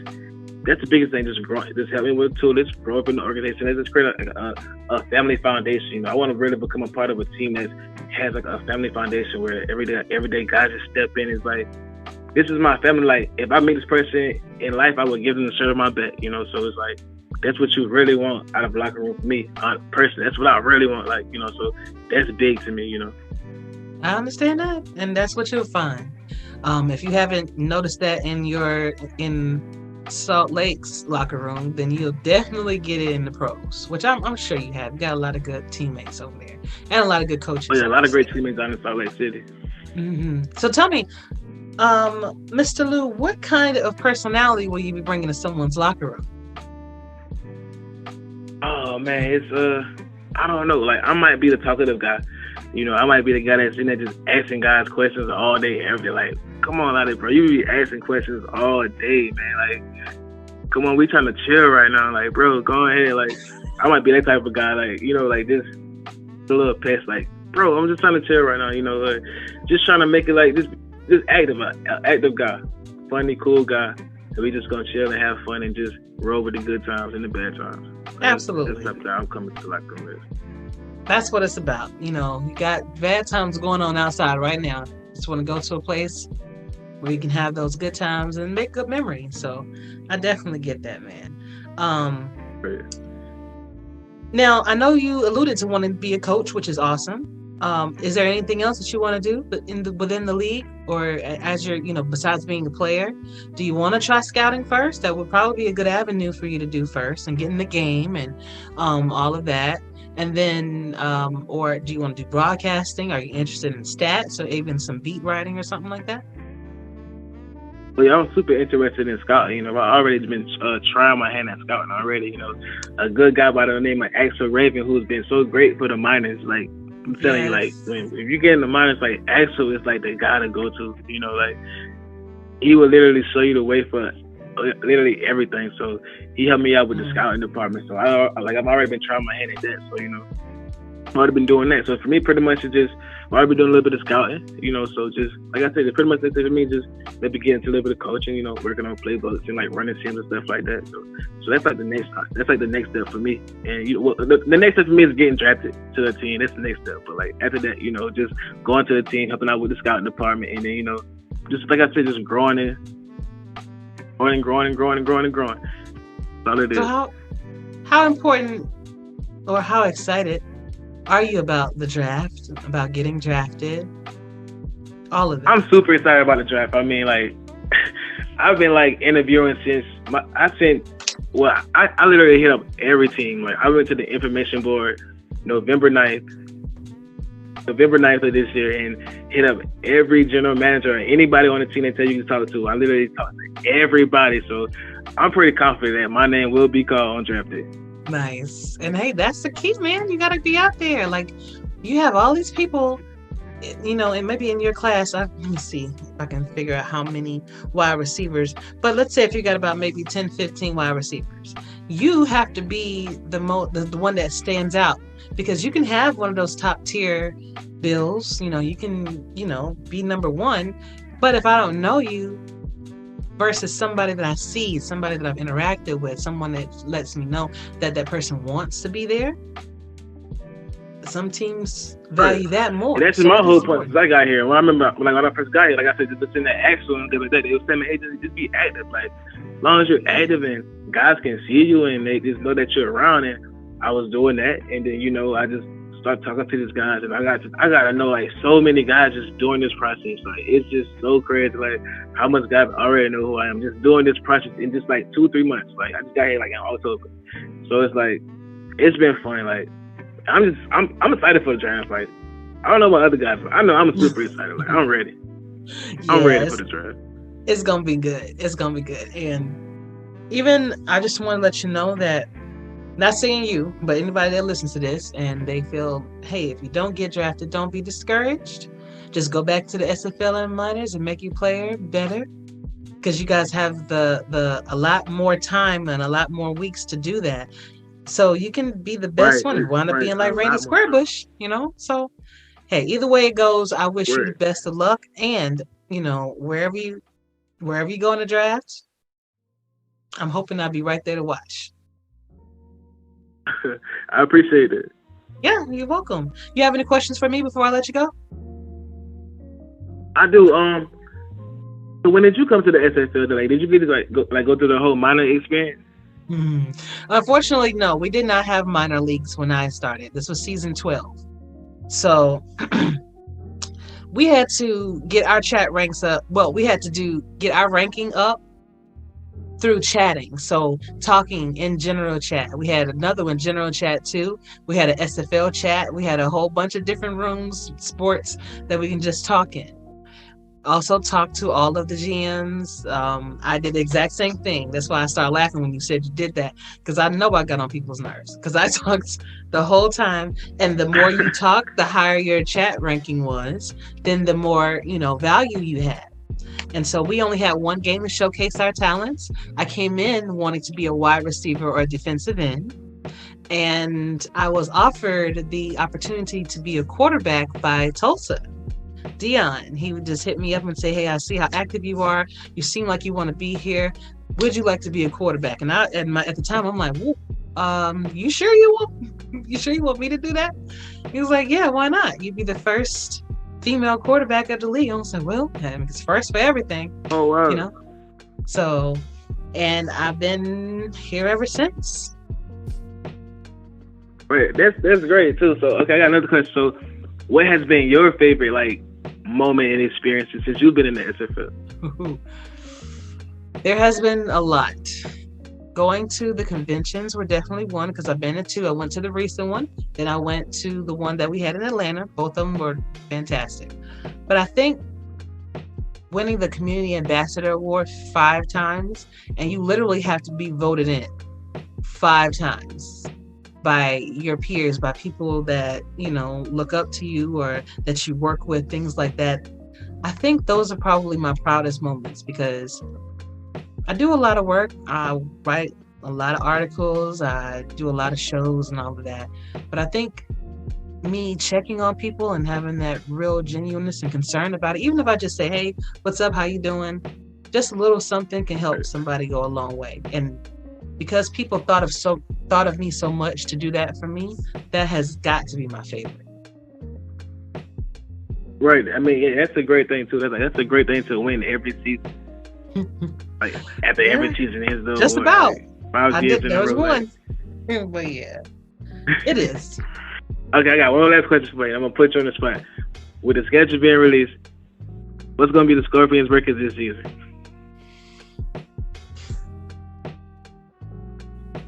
We're pushing 8-4. Regular season. 8-4. Making it to the championship. Whether we win or not, don't know. But if you look at the course of the history of the Scorpions, we've always did this. Got a little bit more wins, got a little bit deeper in the playoffs. So the only thing I can think of is championship now. We'll see. We'll see. Anything else? That's it. That's all I got for you. All right. Well, Loddy, that was amazing. Thank you so much for being on. Good luck to you in the draft. And, you know, I'll actually be hosting the one on Saturday. So I'll be looking forward to seeing it. If you haven't been called first time, hopefully I'll be able to say, yes, he did it in the second one, okay? All right, man. But I can't let you go without giving you the last word. So that can be a song, that can be a poem, or just a simple shout out. Right now, Loddy, the floor is yours. Shout out to everybody down there in the minors, man. You know, we've been doing our thing all season, man. You know, the guys that stay there who haven't missed progressions, you know, so let's just keep going forward and let's have a good draft day, you know, a good championship on Wednesday.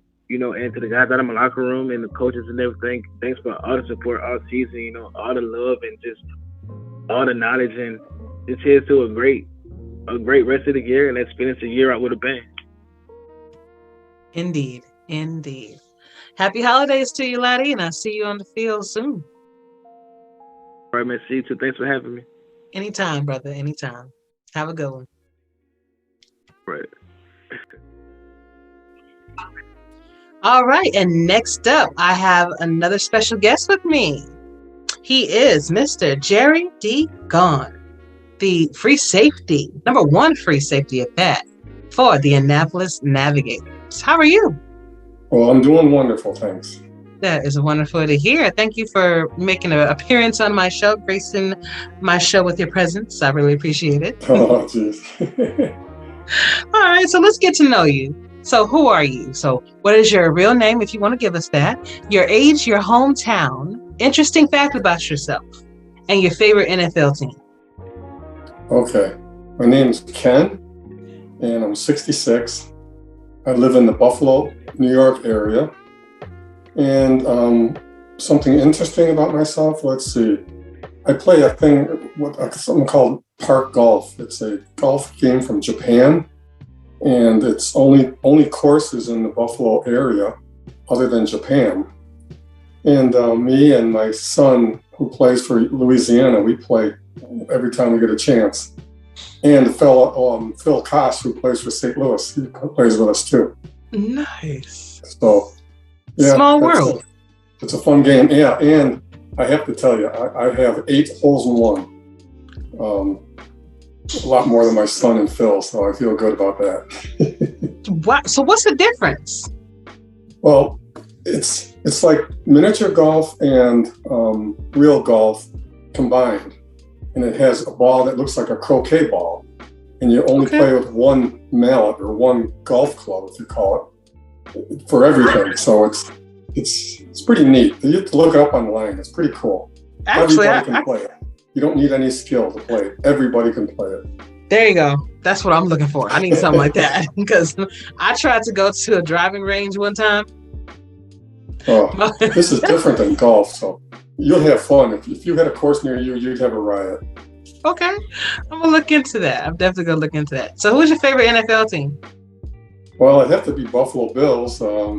Seeing we live right here, and I like Green Bay, but Buffalo more than anything. You know. Wait, I'm sorry. What did you say about Green Bay? And I like Green Bay also. Uh-oh. Is that one of your anti-teams? I'm a Bears fan and a Falcons fan. So you had me. You had me with the Buffalo. You kind of lost me with the Green Bay. But I'm gonna give you a chance. Okay, thank you. You're welcome. Tell me, growing up, did you ever play sports? Yeah, I played football in high school for a few years, and then it hurt my knee, so I was done then. Were you pretty good? And what position did you play? Well, I was okay. I played defensive line. I was okay. I can't say I was real good. I can't say I was bad, but I was okay. Okay. Hey, you played. This is more than I did, I'll tell you that. Oh, yeah. I started all the time, yeah. Love it. How did you find the SFL in the first place? Through Phil Cos and well, Phil told my son, and then my son joined, and then I saw him or watched some games with my son, and he thought, hey, why don't you join? So I did. So good. That kind of segued in my question as to why you joined. So that's pretty good. Do you remember the very first game you watched? I remember the game. I know it was Louisiana, but I don't know who else they were playing. And while I was watching, I thought, geez, this is pretty neat, and it looks pretty realistic too. And I said, geez. And then he said, showed me his player, and I said, gee, that's pretty cool. So I said, well, I gotta try this thing too. So free safety, was that a player of choice, or was that all that was offered to you? No, it was my player of choice because my son told me that at the time, 2 years ago, Louisiana might be looking for a free safety because somebody's going to be retiring. So I said, okay, I'll try free safety. It didn't matter to me, so I figured I'd give it a shot and be cool to play with my son. It didn't work out, but they signed a free agent that year. So that kind of shot me. Messing up your plans, man. They didn't know. Yeah, it did. What can I do? Gotta get it together, Lou. So when you joined the Annapolis Navigators, what was that feeling for you? Well, since this is your, excuse me, your second season with us. Who did you play for the first season? And what is your team like what was it like being on Annapolis this season? Well, I started out with Birmingham Fuel. Okay. And we were pretty bad. Like, we were beyond bad. We were terrible. We set records for least points scored and most points against, I think. It was terrible. But you set points? Yeah, we scored some, yeah. Well, and then, but the team stayed together, which was good. I mean, nobody was, like lipping off in the locker room or anything. They were all real good. And then when this season started, I didn't know Annapolis was a team until they told me I'm on Annapolis. I said, okay. And because Birmingham, as you probably know, is no longer a team. So I said, okay, cool, fresh start. So, all the, got to know everybody in the locker room, and as the season progressed, it was pretty cool because we were on a 7-game win streak, and then we hit the wall. So, but hey, but at least you were able to understand what it's like to face adversity and challenges with one team. And then you had your triumphs, your victories with this one. Now, let's talk about this last game. Oh. Boy, oh boy. I feel your pain. What were your thoughts about this last game? You guys just missed it by that much, missed the championship. Man, oh man. I was yelling at the screen. So, you know, my player, I guess I did okay. I had 9 tackles and a pass defending, but I just wish he could have done more, but nothing I can do about it. You know, the computer does everything. So it's true. Yeah, so, but I didn't like that pass at less than, I don't know, what was it, a few seconds to go in the game, and then all of a sudden they returned it, and I just saw my world flash in front of me like, come on. Figured, okay, we're going to overtime. We have a chance here. But, you know, Lexington played a great game. They did. They were really good. They did. And I watched that game too. And I've been there. The walk-off field goal. You know, there's nothing you can do either. They bring it down to 3 seconds and it's over. So I totally understand where you were. But you guys handled it well. You still had a fantastic season overall. You know, and the locker room was great after. Everybody was encouraging and, you know, thanked everybody, and it was really good. That's good. That's good. You know, you can't win them all. True. Very true. So, do you plan on participating in the league in any other aspect besides being a player? Would you like to do stats or maybe do some scouting or? Yeah, I could do stats or scouting. Okay. But I'm going to need to be shown because I have no clue how to do that. So. No, I'm sure if you get with the right team, they will be more than happy to train you up and show you what to do. So you can be... Yeah,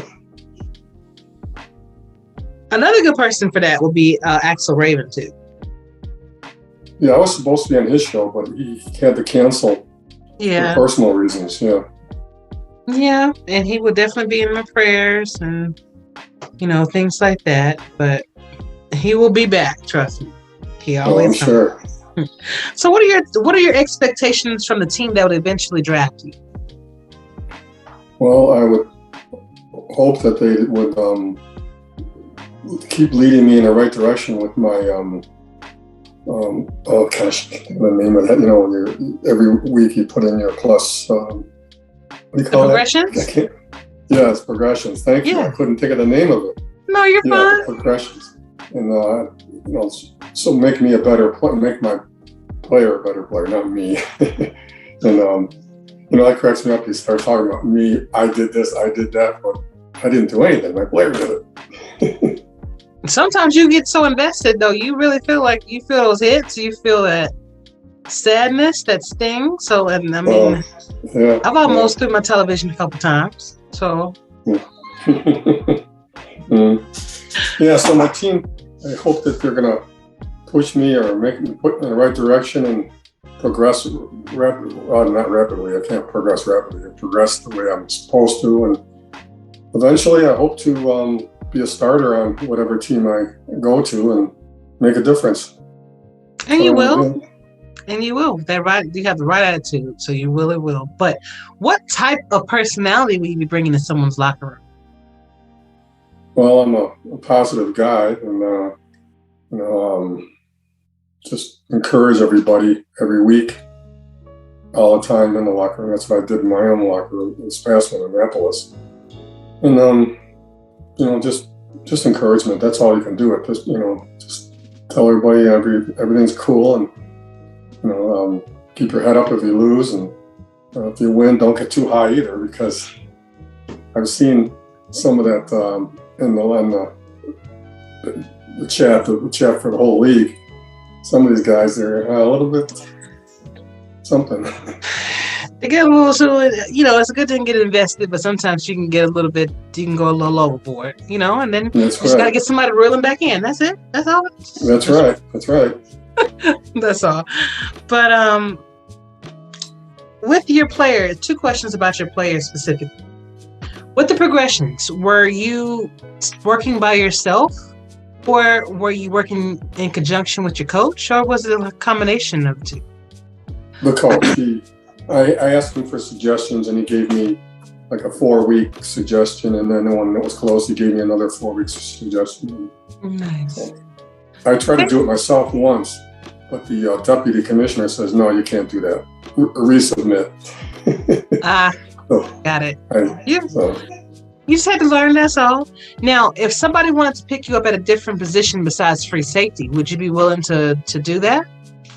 Certainly. Okay. Yes, definitely would. Good to know. But with the way that the commissioner or the deputy commissioner said that I can only be drafted as a safety or a free safety, is that true? Yes. So certain positions, you will only be drafted either at that position. So let's say if you're a running back, you can be a fullback, but you couldn't go from running back to wide receiver without creating a different player. So certain players can do that. Unfortunately, I think your only position you could probably go to would be strong safety. Strong safety, yeah.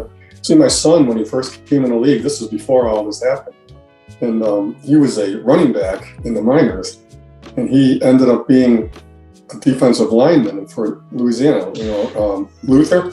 Mm-hmm. And, yes, Luther Gun, of course. Yeah, that's my son. And they gave him a list. They asked him to list 3 different positions he'd like to do, and then that was one of them. And boy, it's a lot different now. I guess maybe because there's so many people. I don't know. I believe so. I believe that was the main thing, because they kind of wanted to make sure every position was kind of covered as much as possible. When I started in season 12, I was either going to be a wide receiver or a defensive end, but I got drafted as quarterback. So I totally understand what you mean. Oh, wow. You know, but yeah, this is just the sign of the times. Things have changed. That's all. But you can definitely be utilized. And then if you don't, let's say, for instance, if you don't get picked up, you can always go and switch around your player, perhaps do something else entirely. But I wish you the best luck, and we're going to speak positivity that you will be taken this season. Okay? Yeah. Now, last question for you. What are some one SFL goal and one real life goal that you would like to accomplish before this time next year? I'd like my player to progress to a point where he's making a huge difference. That's what I want my player to be. Because, a lot of times I dropped the ball when the ball was right in my hands for interceptions, and boy, it just stone hands just fell down. I had a pick 6 this year, and I had a few interceptions, but I could have had a lot more. And I want to do that. There you go. You know what you want to do. You know what you want to, how you want to progress, and so when you're finally drafted, you have a sit down with the coach, let them know what you want to see, and then you guys work together on it. That's not a problem. Sounds like you need to beef up on your secure ball. Okay, well, I don't know. That's something I could do. I don't know. They have to tell me. I don't know where that is and how to do that. So no worries, they will. It's gonna be all right. All right. Well, that was it. Did you have any questions for me before I let you go? No questions, but I just want to thank you for giving me the opportunity here, because maybe some teams will see this and say, "Hey, I didn't really know that guy," or because I haven't had a lot, just a few, maybe half a dozen, maybe I don't know. And I put feelers out to everybody almost. Got it. Including your team. Yes, you did. Yes, you did. I remember. And I will say that you're on our draft board, but I'm really hoping that you get taken before then. But the best thing that you could do is kind of go back to where they were when we did the draft order. I'm not sure if during that video if Cam said what we would need, which each team would need, but anybody that's looking for a strong safety, free safety, just put your filler in one more time. Like, hey, draft's coming up. Just want to let you know that I'm available for you. Would love to come play for you. Things of that nature. And if it's meant to be, it will. Yeah, it will. If not, then we'll see what happens. Indeed. Well, I cannot let you go without giving you the last word. So that can be a song, that can be a poem, or that can be a simple shout out. But right now, Gerry, the floor is yours. All I want to say is just, again, thanks. And I want to say good luck to Lexington and Madison. That's all. All right. Wonderful, wonderful. And thank you so much for being on the show. Hold on 1 second. This is acting a little weird.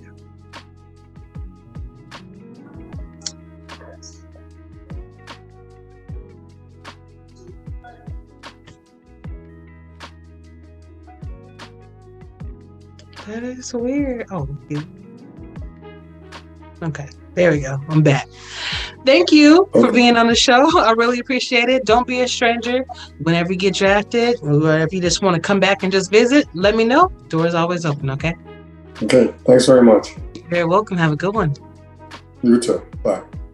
My 18-month-old. Okay, that's cool. You could have kept going. It was fine.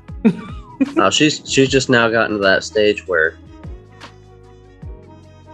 she's getting into everything, opening up the door, trying to go up the stairs, and it was just running around. Oh, it only gets better. It only gets better. Welcome back, everybody. Welcome back to the show. So I have my good friend, Mr. Nathaniel Diggs, on with me tonight. How are you doing? Welcome back. Good. I'm glad to be back. How have you been? Busy, with this draft coming up and trying to, solidify the names that we're going to be, looking at. And then I'm hosting the show. I'm hosting the second show. So I'm a little nervous for that because I've never hosted one of those. So we're going to see how that works out. It'll be cool.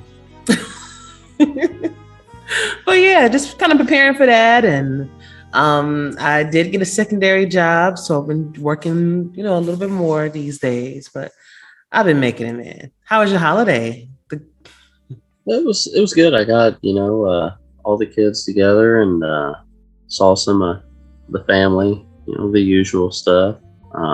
Nice.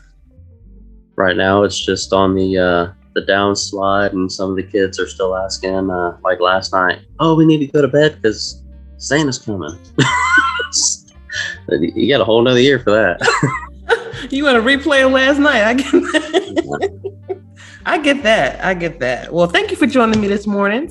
Not going to hold you long. I just wanted to kind of get anybody that's a rookie is kind of like your last stab at, getting your name out there, even though you've been doing pretty good, being on Axel's show and coming on my show and who knows, whomever, all the other things you've been doing. As a matter of fact, tell us everything else you've been doing for the league. I came on your show. I don't think I'm like active as a person, but I guess, according to some, I'm more active than some people.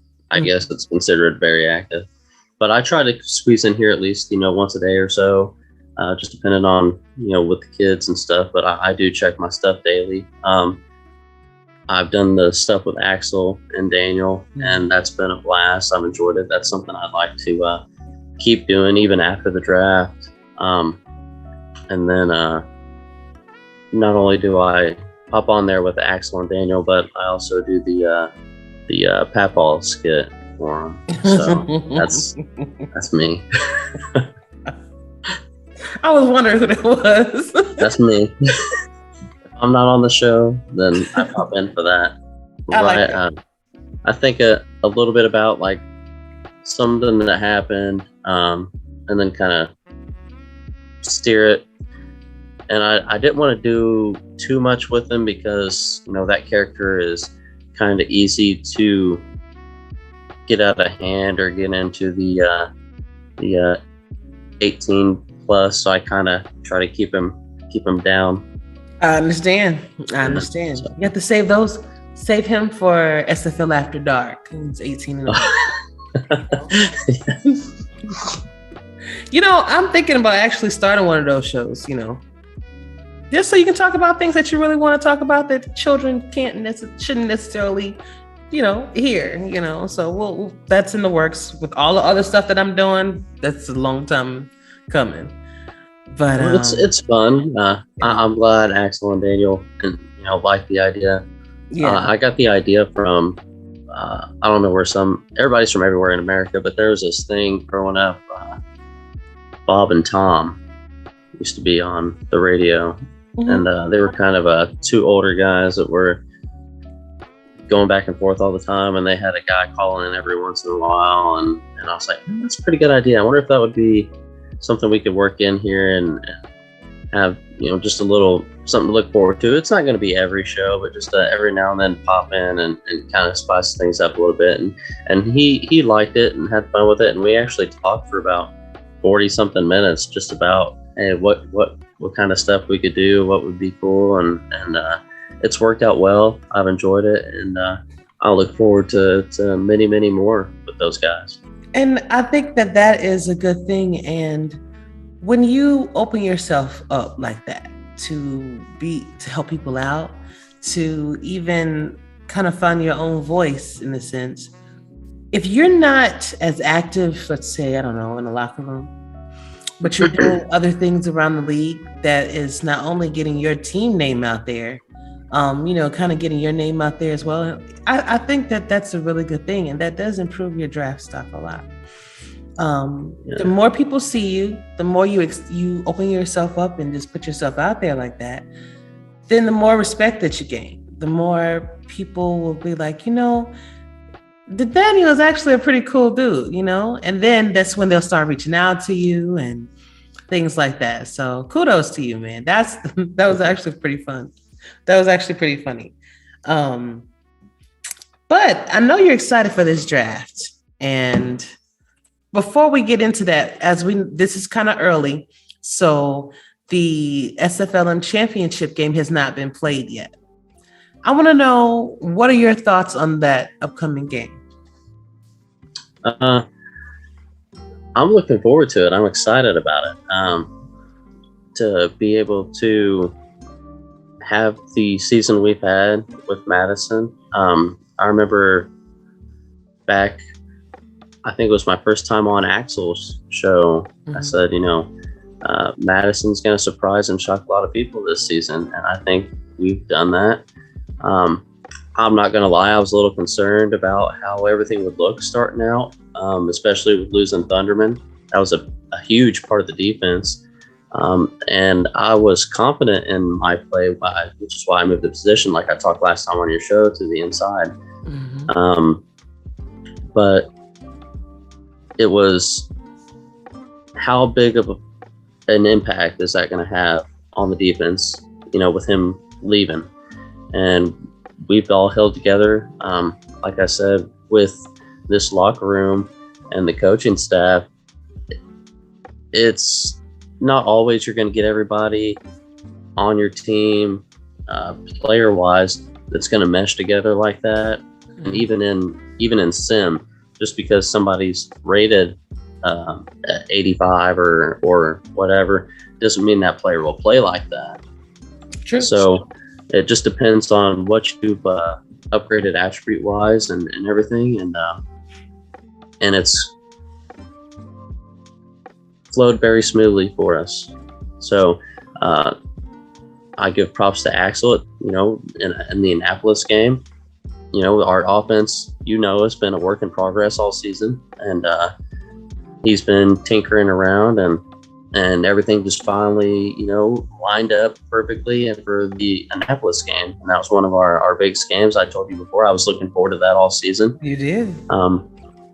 And for, scouting wise for the SFL, pros, if I was to look at any games in regards to how close am I going to get to see these prospects playing at a pro level, that would be, like I said, the Prospect Bowl, we talked about before, and the Annapolis game. Annapolis, their roster is insanely good, not just player wise, but, overall. if you look at it. So they're pretty much like playing a pro team, as close as we'll get in the minors with how far advanced they are.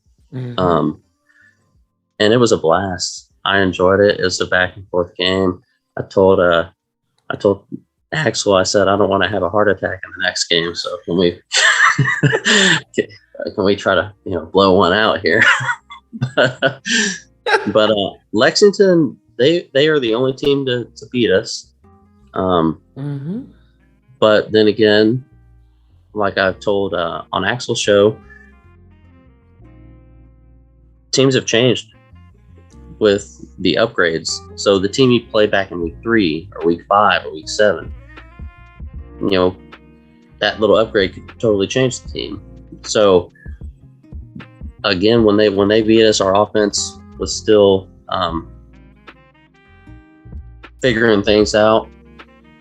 And I think Axel's got enough now for the Annapolis game to say, hey, this is working. We might have critiqued a little bit too much, or hey, we got to go back a little bit. But I think the offense is finally rolling. The defense has been amazing all season. It's kept us in a lot of games. It's saved us quite a bit. And I think, I'm not trying to take it away from Lexington. They had a great game against us. But from my locker room view, we beat ourselves is how I look at that one. We made some mistakes we shouldn't have made. And we had some questionable plays that we probably shouldn't have ran. But again, like I said, I'm not trying to take anything away from Lexington. It's just how I'm viewing it as a self-critique for the team. I think everything will play out. I think it'll be an exciting game. I wish Lexington luck, and I have nothing but respect for that team. And I think it'll be good. It'll be a great game. Absolutely. And you brought up a lot of interesting points. And you guys were undefeated pretty much the entire season for a while, right? Aren't you still undefeated? No, Lexington's the only one to beat us. That's right. So with that, the last game that you guys played was against the Memphis River Runners. And you had a fantastic game. Of course, you won. Only one turnover all game. You had the ball most of the time, 23 minutes. Memphis was only able to get 34 rushing yards off you guys. They did have a higher pass percentage, but you guys caused 5 turnovers. 5. That right there, it was the reason why they lost, because you all were so active on the defense. Can you talk a little bit more about your defense? Yeah, the game against Memphis, like I said, I don't want to sound cliche with it, but I was grabbing my chest. It was oh man. When we went down 14 at the beginning, I was like, I got faith because we've done stuff before. First game of the season, we came back and won. First game of the season, we should have lost, but defense kept us in it. And with Memphis, the defense really turned it around, and the offense started doing enough to get things done. But with that defense, we play hard in the fourth. Just like we'll take Blaine and Cherry. It's like they get a second wind in that last quarter. And it's kind of weird because sometimes we're on the field so much during a game because the offense couldn't get it worked out. But if you go back as a scout and you look at our defense, like myself, and like I said, Cherry, and even the new linebacker we got, it's like we take that next step up in the fourth quarter, and it's worked out for us. Like I said, it's saved us. It's got the offense another chance to get back on the field. And the past 2 games, man, I'm surprised I didn't wake the kids up, because when I could have had a pick 6 the past 2 games, but my guy just don't hold the ball. So I said, what was it? I said, "Oh my God," and yelling and stuff, and I think I got a new viewer trying to come in the room here. Oh, that's fine. That's all right. But no, I just hope the defense continues to play at that high level and consistent level that we've played all season against Lexington, and we'll see. We've been great against the run. We've only allowed 2 rushing touchdowns all season, especially with going against every one of the horsemen. Some might have got a big yard game, like Squarebush. Squarebush had a great game still, yardage wise, against us, but we're able to hold people to no touchdowns in rushing, or just 1. So I was actually surprised at how well the tackling for Diggs was in that game against Squarebush, to be able to hold on to him, because I know the first one I went against that was like that was Brown, and Brown had actually broke a couple of the tackles, but I guess that was early upgrading in the season. Yeah, so. Don't wake them up yet. Go sit down. I'll get you some breakfast in a little bit, okay? Oh. Well, I'm not going to hold you long. Right. You're fine. Yeah, but yeah, everybody's stepping it up right now, and even the other teams, like we saw the first game of the playoffs. 4-4, or going against Annapolis. Every team steps it up. It don't matter what the record is. Even if they're on a roll already, the playoffs puts every team, it seems like, at another level. So everybody stands a chance. It's anybody's game at any time, any day, especially in sim. So you could be undefeated and play like you got backups on the field in the next game. So it's going to be exciting. Like I said, I'm looking forward to it all. I wish Lexington luck in the game, as well as our guys and the coaching staff, and congrats to everybody for making it, and congrats to everybody else on a great season if you didn't. Absolutely. And the point of it all is to get your players in shape for the majors. And I keep telling everybody that listen that you guys are very lucky, because like some of us only had 1 game to showcase our talent. And some of us didn't even get a chance to actually experience a draft. Depending on how early you actually started in the league, you never got drafted. So take advantage of these moments. Enjoy every moment that you're able to have, because some of us didn't get a chance to experience it, But yeah, you made a lot of good points as well. And I have been watching most of the games all season, and I knew that Madison was going to be one of the contenders. I also felt that Tacoma, and I felt that the Navies definitely were going to all be contenders this season. And you were. And to your point, every team gets better because of the progressions. That's why progression is so important, because you're building your player, you're building that team up. And then once you get strong enough, you can be in a position where you are. But quickly, because I know little one's there. So who do you think are going to be some of the top prospects that'll be going in the draft? And we're going to go down the line. So for quarterback, who do you think that... Unfortunately, I don't have any team needs in front of me. Yeah. Tell her I said hi. Actually, I haven't went through all of that stuff. Okay, no worries. In regards to who I think would go where. I mean, I've looked at a couple of the mock drafts, some of the minor guys that put together, and it's fun to look at. But I don't really take too much out of that because, as you know, drafts are crazy. Teams do things we don't expect them to do. Teams jump up to take people we wouldn't expect them to over a position they probably needed. And there's some people that, I mean, like Brown, we could see it could be crazy and somebody like Brown going the second or third. You know, it's crazy. You see great people slip and fall all the time, and some people take the need over the want. So I think there'll be a lot of crazy things going on in this draft. I think I will say this, scout wise, you know, there's a lot of good players out there still that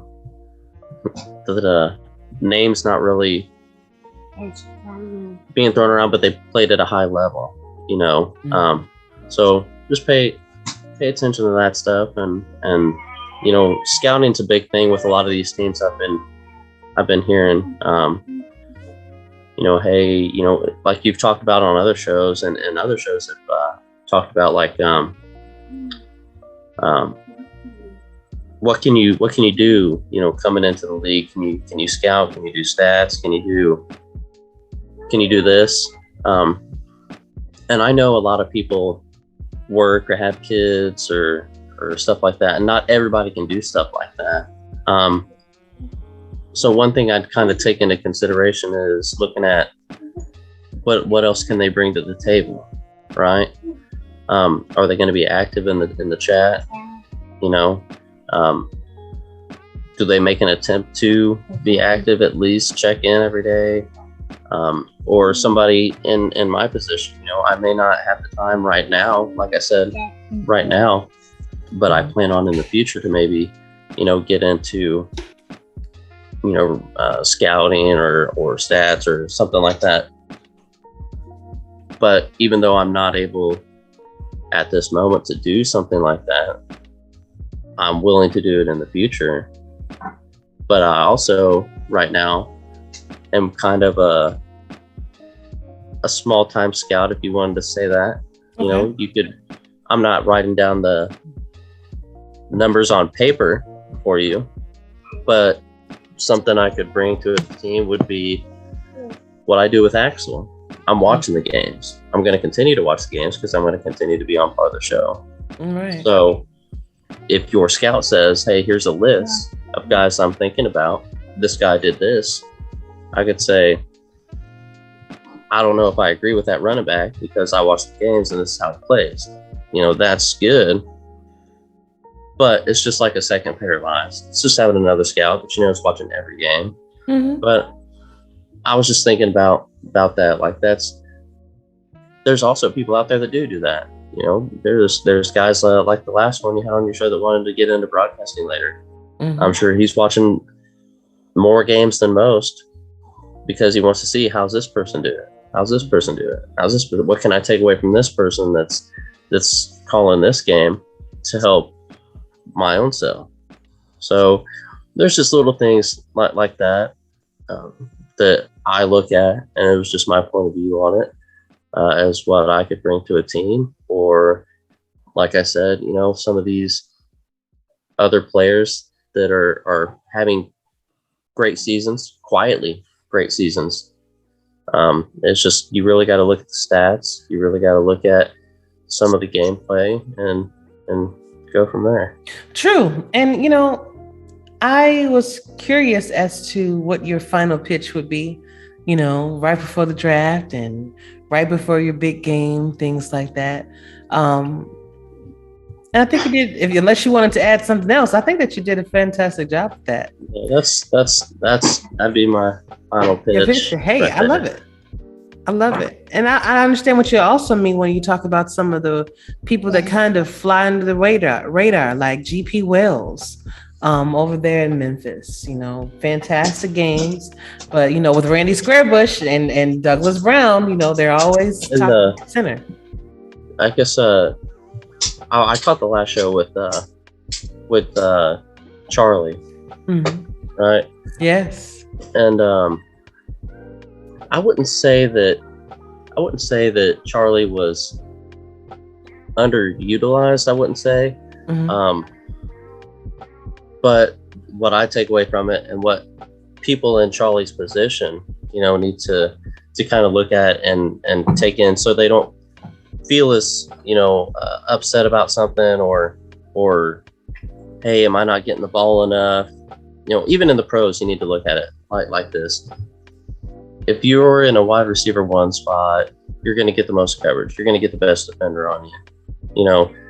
You may not get the 5-6 targets a game or catches, but what are you doing with those catches? Okay. Charlie, all season, very consistently for us, has been the clutch receiver. Okay. So the 1 or 2 targets, she probably got for the game, or it's a she in the game. Yeah.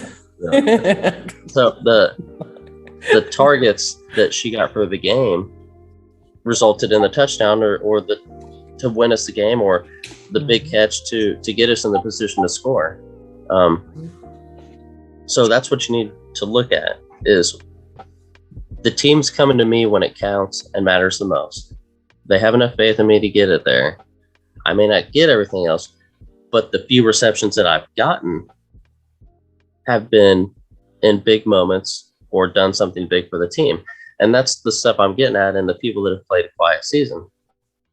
Charlie isn't going to have the high number of catches that some of these other receivers in the league are getting. But look at what she's done with what she's been given. The touchdowns to win the game, the catches to get us that first down when we needed it most in a final drive. And even Val taking off right now. Val had a slow start to the season, but Val's exploded in the past 4 games. Absolutely. It's crazy. And he's a big body. And with Charlie, for a pro team, with Charlie, I think she's 5'10", a 5'10" receiver, still able to make some of these catches in traffic against Yep, exactly. 5'10", 200 pounds. Yeah, 5'10". So she's able to get some of these catches in traffic against bigger people. That's the stuff I tell some of the players is, don't look at it like this. Look at it this way, like I just told you. Because it's easy in this league to get upset over, hey, I didn't get enough playing time, or man, I'm supposed to be the top receiver and I'm only getting 1 or 2 looks. It's everybody has a bad game. I've had a bad game. I think I had 1 game this season. I had 1 tackle, and I was like, it's okay. It's okay. And have you seen my games? Do you know how many interceptions I throw? So come on, you gonna have those bad times, And that's something I think I bring to a locker room too. Is I'm not. I look at it like a reality, like a realist. Okay. Mm-hmm. And I think the mindset of, oh, we're gonna win this game. We're gonna win this game. We're gonna win this game. We're gonna win. That can be a detriment to it as well, because you're getting everybody hyped up, and then you keep losing and keep losing and keep losing, right? Mm-hmm. And it makes people not want to be in there. It's not happy. And so for me, yes, any team has a chance to win every game, okay? But if my team has been playing at a poor level all season, and I got a game coming up that is against one of the tougher teams, I'm going to say, man, I hope we win. I do. But the reality is we're probably going to lose. Okay.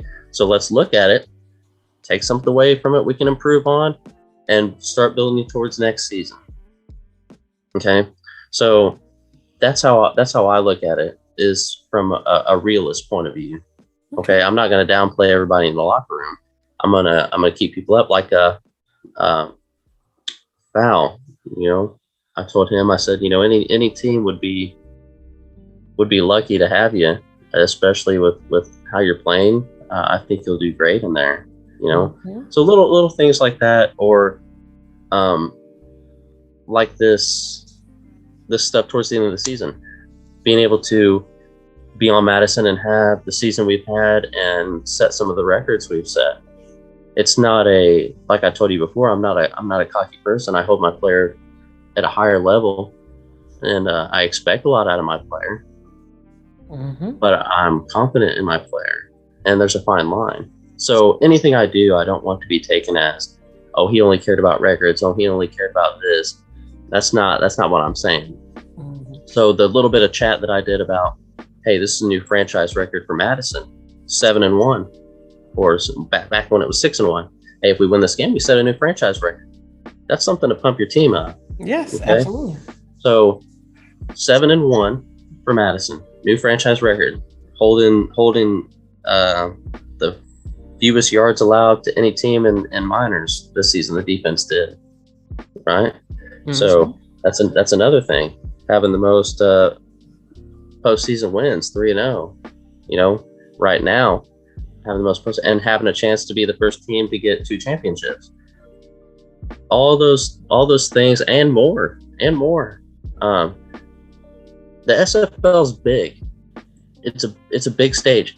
Many people come in here and make a player and play and have good seasons, but it's not like record breaking or anything like that.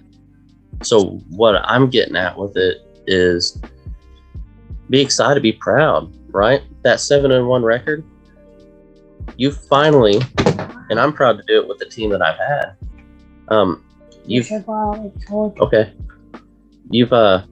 You've done something in this league to leave your name somewhere, right? That's big, and that's something you can take away from something that's so big like the SFL here. Absolutely. And it's exciting to know that you left your mark on. You left your mark on it. That's what I wanted these guys to know was, you left a mark, your name's implemented in this part, and at least until your record's broken, but you've left your mark in the SFL, and that's something that everybody wants to achieve at some point. Exactly. So I just hope everything continues. I want to have a very long, successful, professional career. I hope to be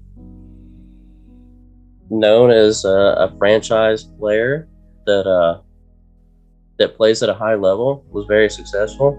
Yeah, keep nodding because that's right. It's right. and that is right. And I don't want to be known as someone that jumps teams around and chases rings. I want to be the franchise player and the face of somebody's defense. And that's what I plan on doing. Hi. Yeah. How are you? How are you today, honey? Little kisses. So beautiful. Yeah, you really, let me tell you something before I let you go. You really sound like you're going to be somebody's GM one day. And because of the way you break down things, the way how you are with your own teammates, the value that you add to the locker room, even your mentality, the way that you even explain and everything, you sound like a GM. And so I think that if anyone is looking for a GM, if any team is out there looking for an inside linebacker, whatever you need, I think with Nathaniel, you're going to get more than what you're paying for. So Nathaniel, I wish you the best of luck in this upcoming draft. I will be there watching every minute of it. I appreciate that. It means a lot coming from you. Absolutely. Like I said, I don't really take too much into what people think, because I know who I am, but it does mean a lot coming from you, and I wish you the best in your next season coming up, and I hope you get everything your team needs in the draft. Hey, we plan to. Ashley's one thing, we're gonna get what we need. We always do. All right, and what's her name? This is my youngest daughter. Gianna, and then her brother Giovanni was in here, and then my other daughter Paisley is sleeping upstairs, and then the oldest son Nathaniel, who my player's named after, is sleeping upstairs. He was up late playing games that he shouldn't have been up late playing, but he actually, we watched the I put the Annapolis game and really the Memphis game for him on TV, and he was all yelling at it. Yeah, I pointed. I was like, "That's you, that's your player." And I think that is wonderful. That who knows, that might actually inspire him to want to play for real one day. See? Yeah, I hope he gets into it. He's all about the games and stuff. So, it'd be cool for him to get old enough to get in here, and then me still be in here and play. There you go. A little bit of fun. Hey son, I know I don't ever let you win anything, but hopefully you can win this one. I get on to about that all the time. Why don't you let him win something? No, you gotta earn it. He's gonna earn it. You gotta learn the hard way, honey. Don't you get tired of smashing him 70 to 12 in these video games? No, I don't. But that revenge is coming one day, man. Oh yeah, it's coming. It's coming. He'll get me, and then I'll get mad. And I'm hoping I could be a witness and be like, "See, I told you." Yeah, come here, say hey, because I'm getting ready to hang out. Yep. This is Giovanni. Hi, Giovanni. How are you? Get ready to get a little shy. It's all right there. But yes, I'm going to go ahead and let you go be with the family. And I'm looking forward to seeing what you do on the field on Wednesday. Good luck to you and good luck in the draft. Thank all you. right. Thank you. You're welcome. You have a good I'll one. see Bye, you soon. family. Bye. Bye. All right, everybody, and that is it. Thank you so much for joining me today. It was great having my best buddy T-Roy Gaines and my purple chair on.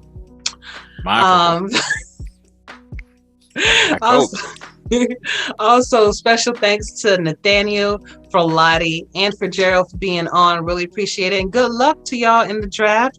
Rookies, good luck to all of you out there. Remember, if you don't hear your name called on draft day, do not be discouraged. Just go back to the SFLm, make your player great, and just have fun. That's what we're all here for. T-Roy, you got something to say before we let these people go?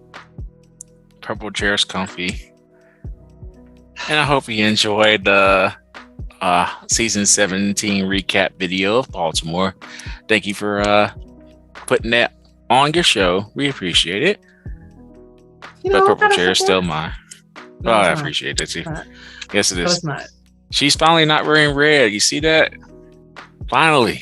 Because I remember the last time I wore red. Oh, Because it's it's vultures Baltimore. red. Like, Because not it everything- is. Not everything's about the vultures, T-Roy.